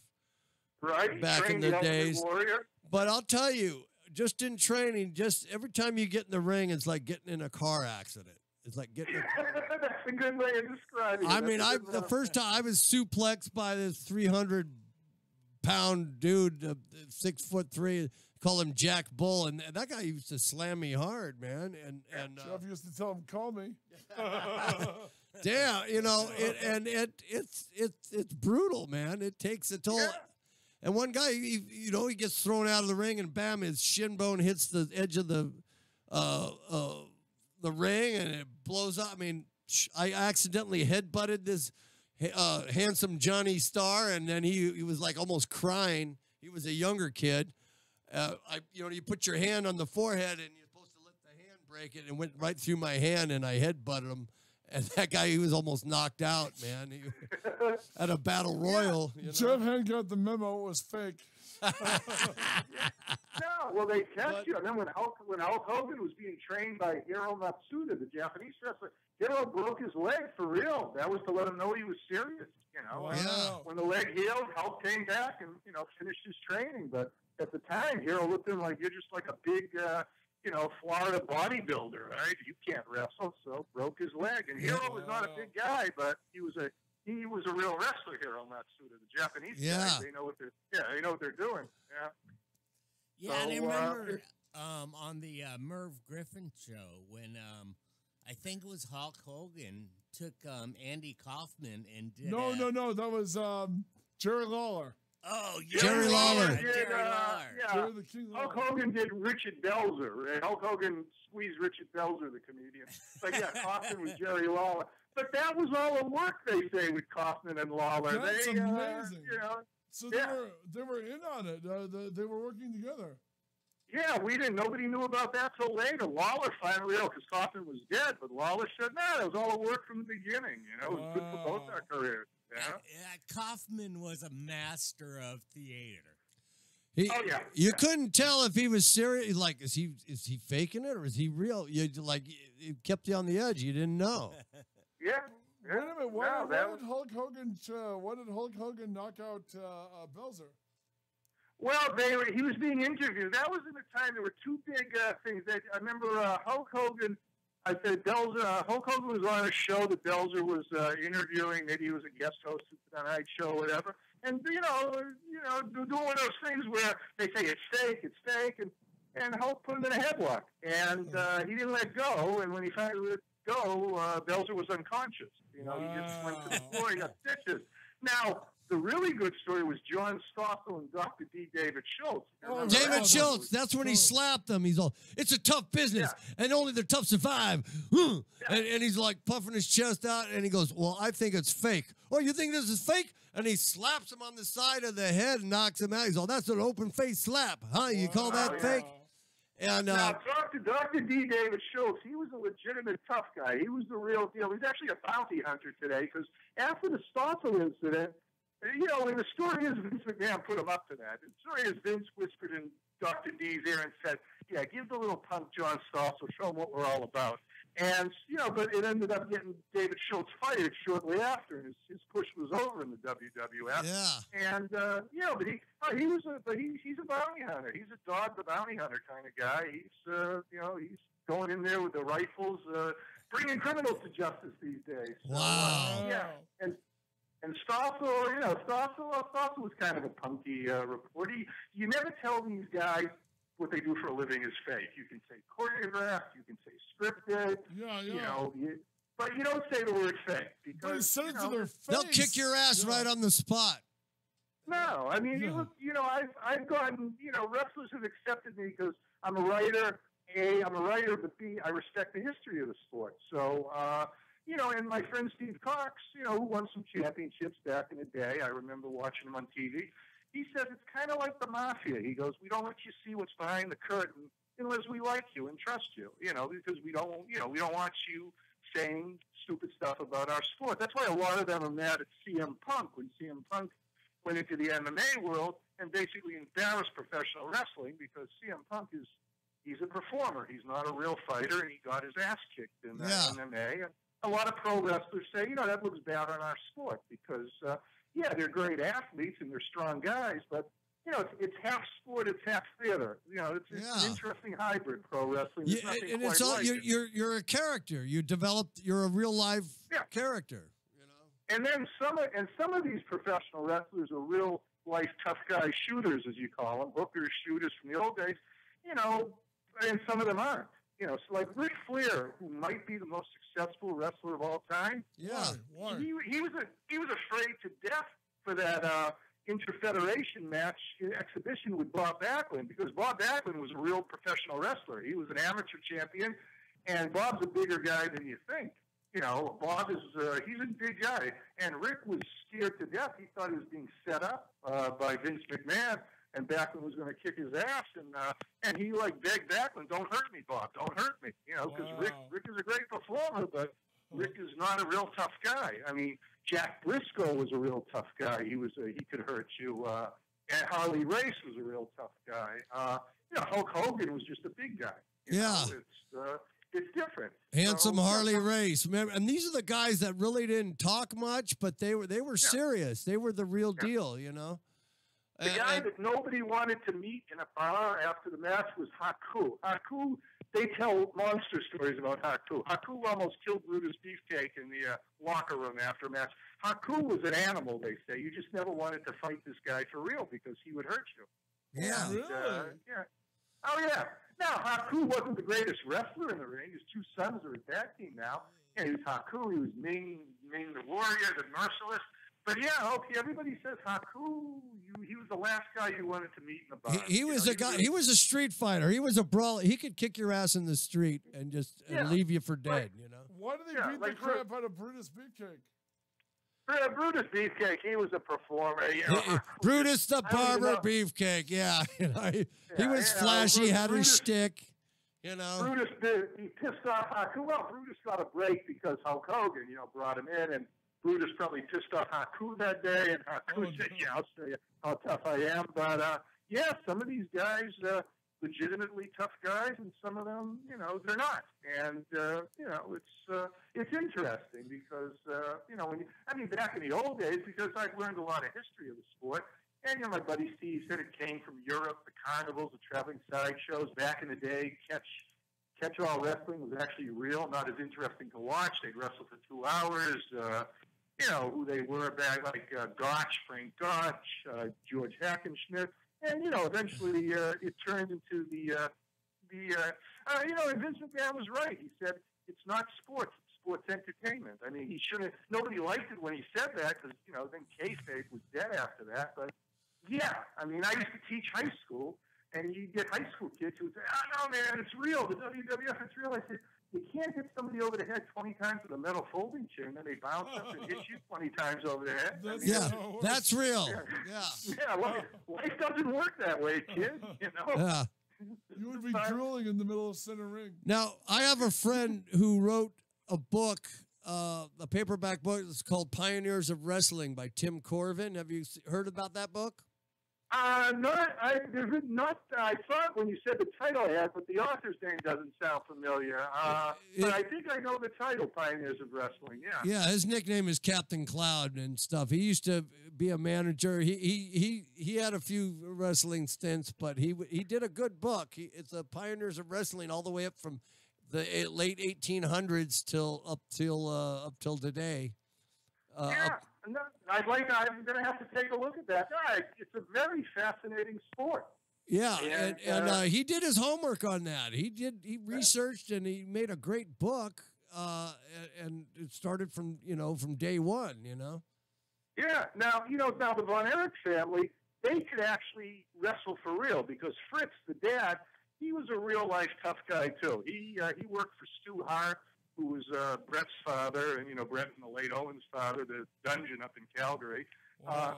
So Fritz grew up studying with some of the best, and he taught that to his son. So his sons really could, do leg locks and real holds that could hurt you. None of this like phony stuff.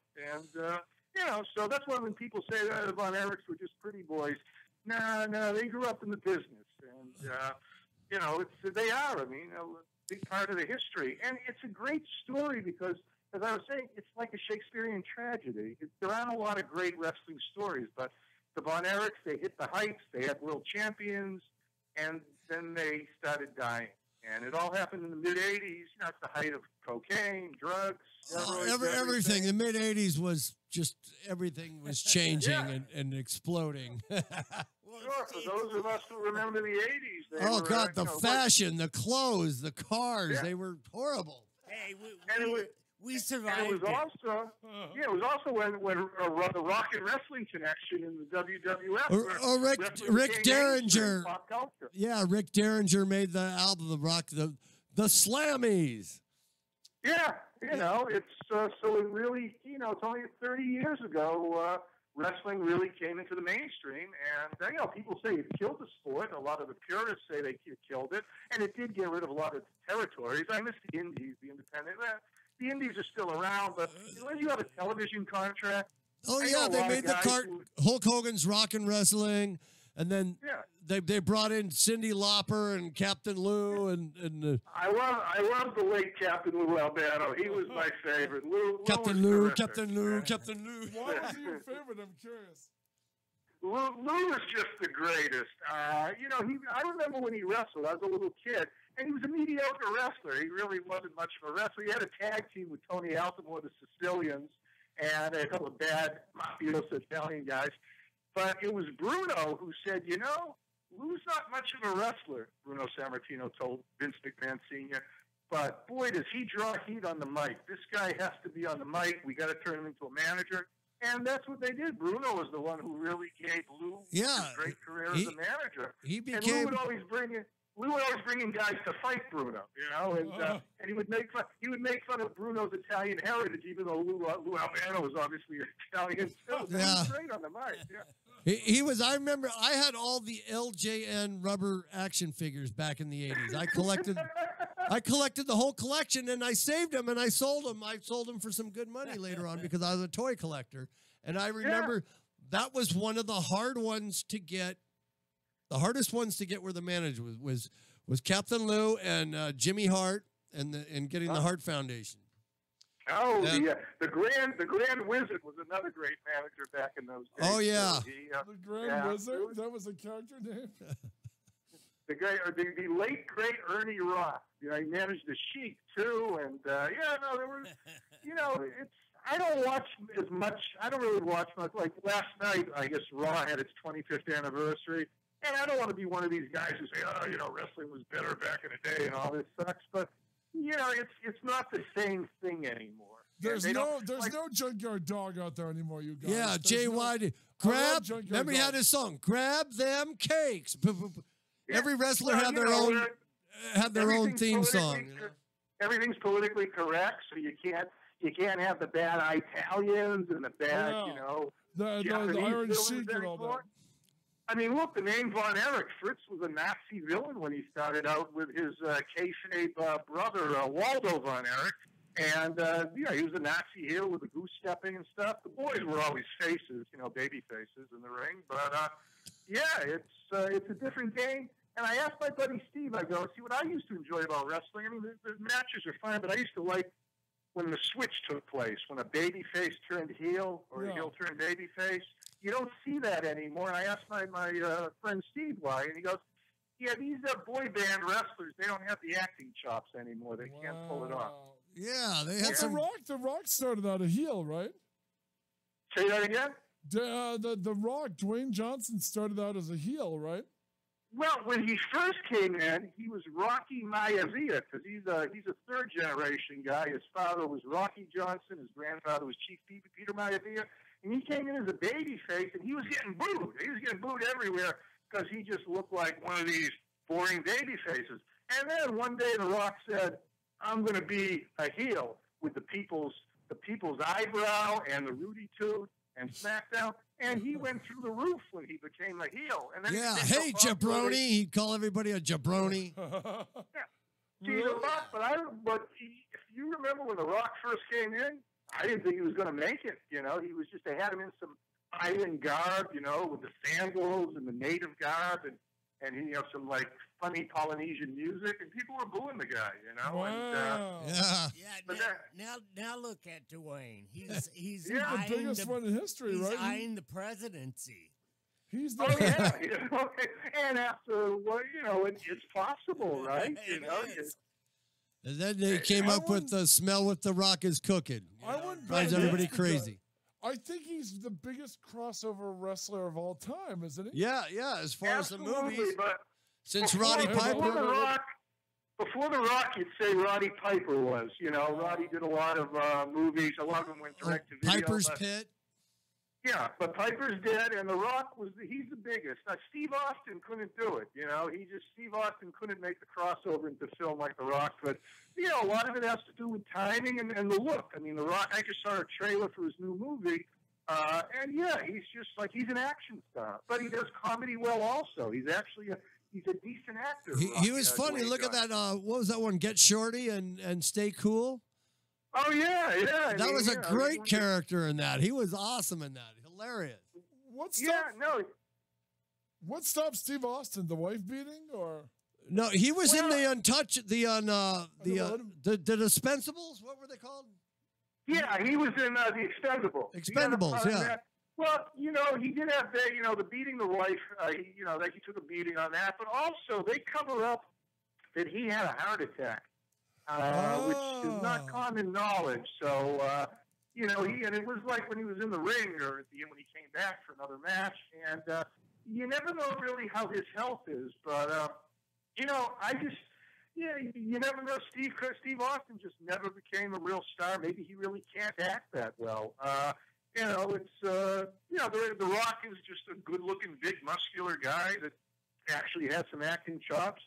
And, nobody's come close. He's most charismatic. He's got a lot of charisma, He does, and it's sort of like, you always wonder why some people, some have it and some don't. I mean, I'm a Hollywood guy, film school, and, it's sort of like you don't know what it is, but when you see it, you know if someone has it or not.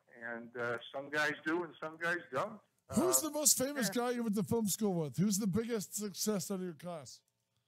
Of Michael, let's see. I come after. We all went to USC because George Lucas came out of there. So Lucas was before my time. Zemeckis and Gale, John Carpenter. From my particular class, there's a guy. He's about 3 years older than me. He was in my class.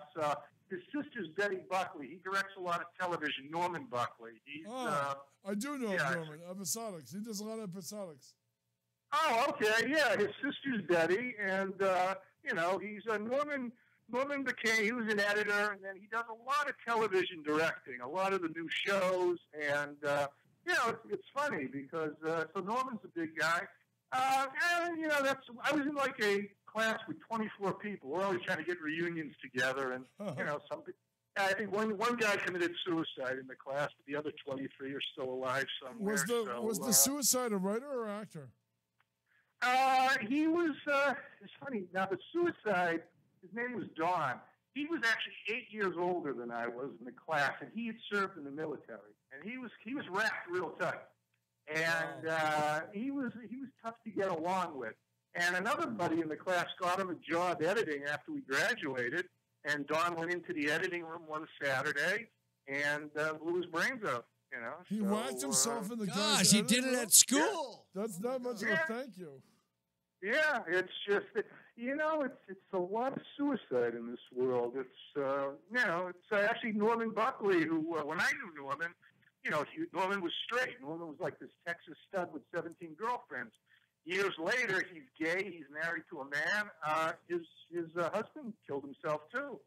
So Norman was very upfront about trying to help suicide, because people who commit suicide, they don't reach out and talk to anybody. Like when I was talking to Kevin about that, he goes, Terry called me like the day before, a couple hours before he killed himself, and he goes, he didn't tell me specifically he was going to kill himself, but he was despondent, he was depressed. He goes, maybe I missed the signs, and I go, yeah, probably. But, you always wonder, like, I don't know if you remember the Fantastics, Tommy Rogers and Bobby Fulton. They were a big tag team back in the day. Tommy, who was in Hawaii, he's dead now. He lived in Hawaii while Kevin was there, and Tommy called Kevin right before Tommy killed himself. And maybe Kevin's not the right guy to call, when you're going to commit suicide. Right. But yeah, but we talked about that too. A lot of these guys commit suicide, or a lot just wake up dead. It's like the music business, the 27 Club in music. They just a lot of them die, and a lot of them are religious. A lot of born again Christians in the business. But if you're religious, then wouldn't that give you more incentive not to kill yourself? Well, yeah, but when you read about the Von Erichs, they really missed the dead brothers, and they really thought it was just like walking through a door, and you'd see them on the other side. Which is great. Maybe it is true, but I'm not willing to take it. I don't think you'll commit suicide and be reunited with any relatives if you did it that way. You know what I mean? Yeah. Well, who knows what the rules are, right? Yeah. But it's like that. It's like that Mercury car insurance commercial. I can't take that chance. Yeah. By the way, you're exactly right. You were going to say, Denny? No, I once tried to commit suicide. I slit my wrist. I have the scar to prove it.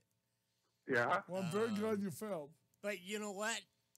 All I did was pass out on the floor in the kitchen, and the kitchen looked like crime scene cleaners. Like a crime scene.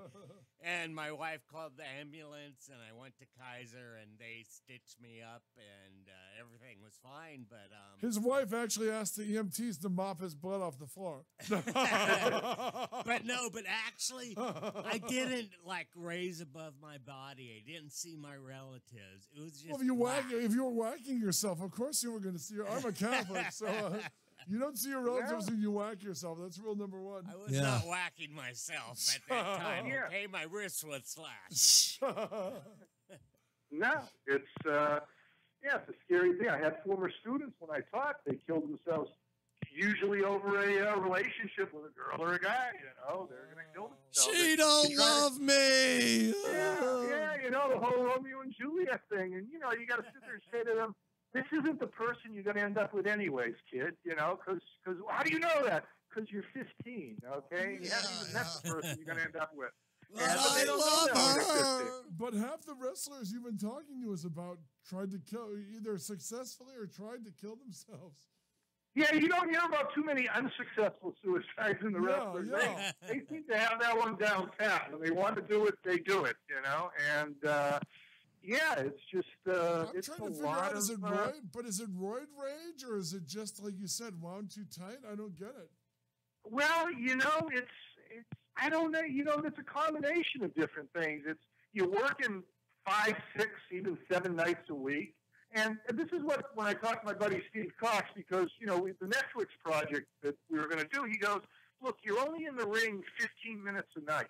He goes, what happens the other 23 hours and 45 minutes? You got a lot of time on your hands, you know? Yeah, you're going to go to the gym and work out, but you're going to hang out in the bars, you're going to drink, you're going to smoke, you're going to, like, you know, there's going to be women.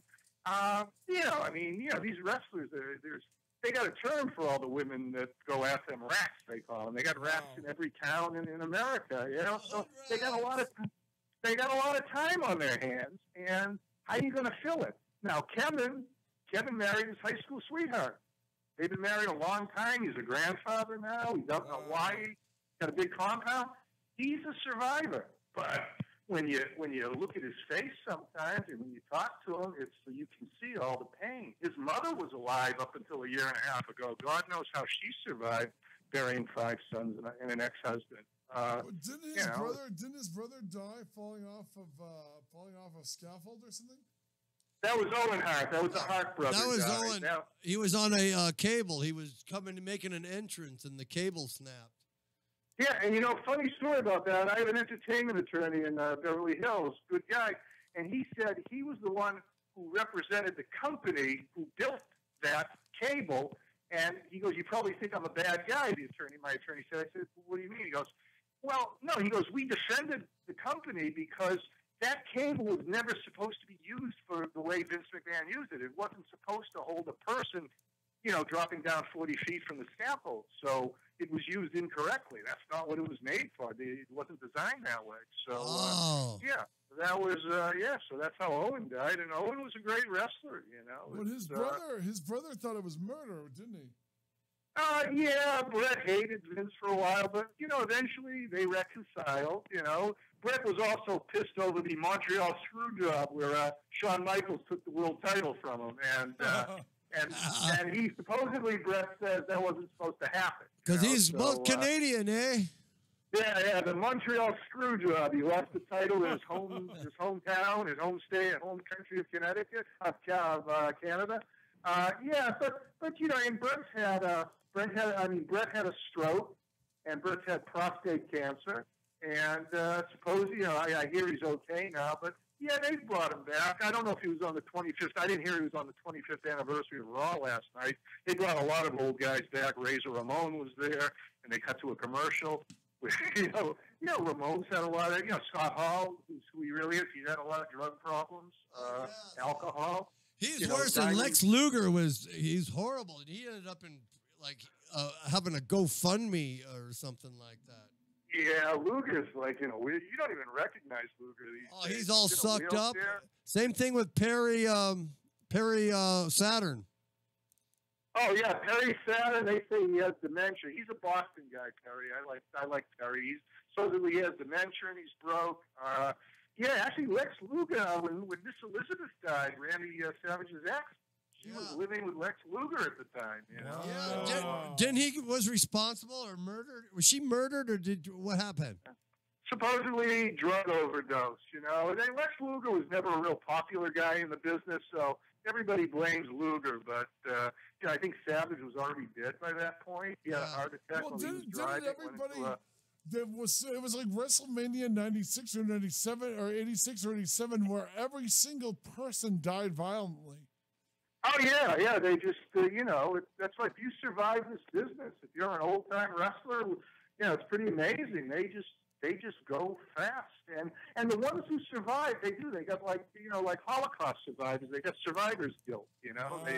They miss their friends, you know, like like my friend Steve, he used to travel the road with the Von Erichs. He goes, they're all dead. There's a few left alive. Bruiser Brody, that's a horrible story. How Bruiser died. How did Bruiser die? I don't know this story. How did he die? Bruiser Brody was a legitimate tough guy in world-class wrestling. His real name's Frank Goodish. His wife's on my Facebook, Barbara. Bruiser was 6'8", 300 pounds. Damn. He was a giant. Bushy hair, beard. Now, Bruiser, when he was Frank, he used to be a sports writer. He was a wild man. He was crazy. He marched to his own tune, but he was a booker. He would book matches with world class with Fritz and the Von Erichs. So anyways, back in, I think, 1988, 89, he goes down to Puerto Rico, because if you know who Carlos Colon is, Carlos Colon, legendary Puerto Rican wrestler, he runs the WCC down there. And Bruiser, a lot of wrestlers went down, Bruiser, Tony Atlas. So there's a wrestler, Jose Rodriguez. He was one of the masked invaders. I think he was invader number 1. He calls Bruiser into the shower, they're having an argument over money. And Jose Gonzalez was Carlos Colon's boy. So Jose was a little guy, he was an athletic wrestler, but he pulled a knife on Bruiser and he stabbed him. And Bruiser bled out. In fact, Bruiser was so big. Stabbed him? He was so big that because people heard the shouting and the fighting. The two of them were back there in the shower, probably over money or whatever. And so while Bruiser's bleeding, they call the paramedics, and the only guy big and strong enough to lift up Bruiser, off the ground or the shower floor is Tony Atlas. Tony Mills, Mr. USA, Tony Atlas. So he picks Bruiser up in his arms like a baby and carries him out.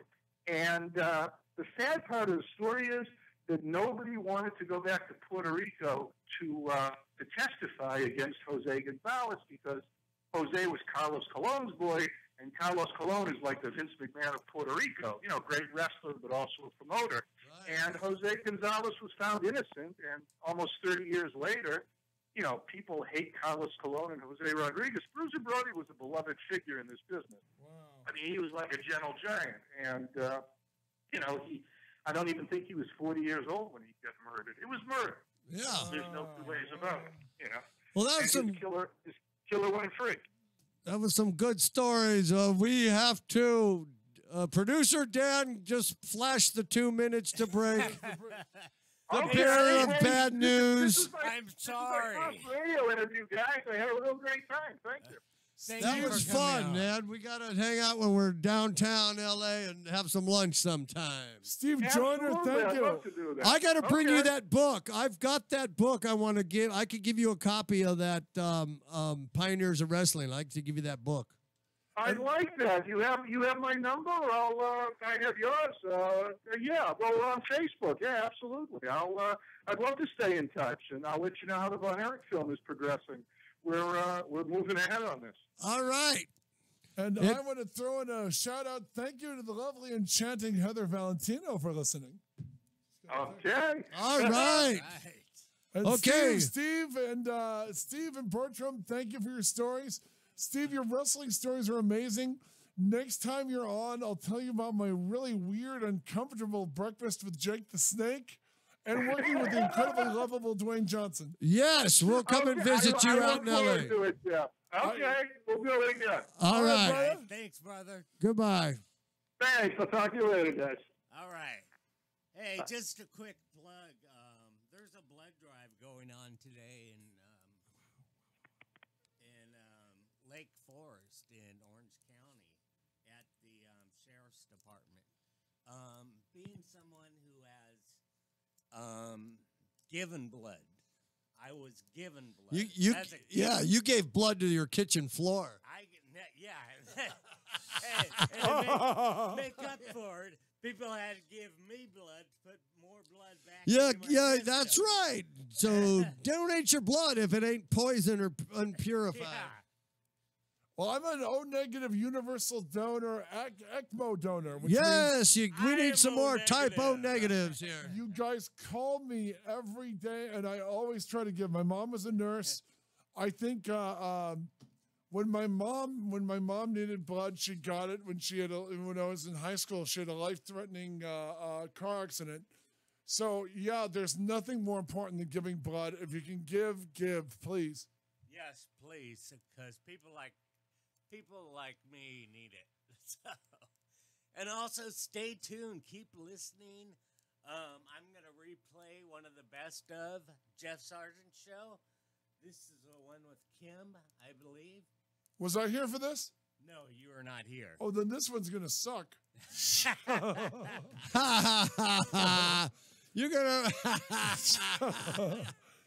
Next 2 hours. Will do suck, a replay people. with Hot Chick. Pick a Hot Chick Friday for replay. Pick a Hot Chick Friday. Run the one of us with all three of us with Queen Malvolia and Charles. Now that's a funny one. That one's a hit one. Everybody telling me that's their favorite episode. Run the Charles and Queen Malvolia one. That's the one to run. Okay. Or the first or second Betty Beware. Ray, you might as well listen to a hot chick's voice for 2 hours if you got to hear us. Yeah. Come on, Dan, you're a producer. You should know these things. Okay, we're out of here. Well, I don't want to pay $5. You want to pay $5 for overtime? I don't want to pay $5 for overtime. You guys want to find? I do not either. Okay, we're out of here. Bye. That's it.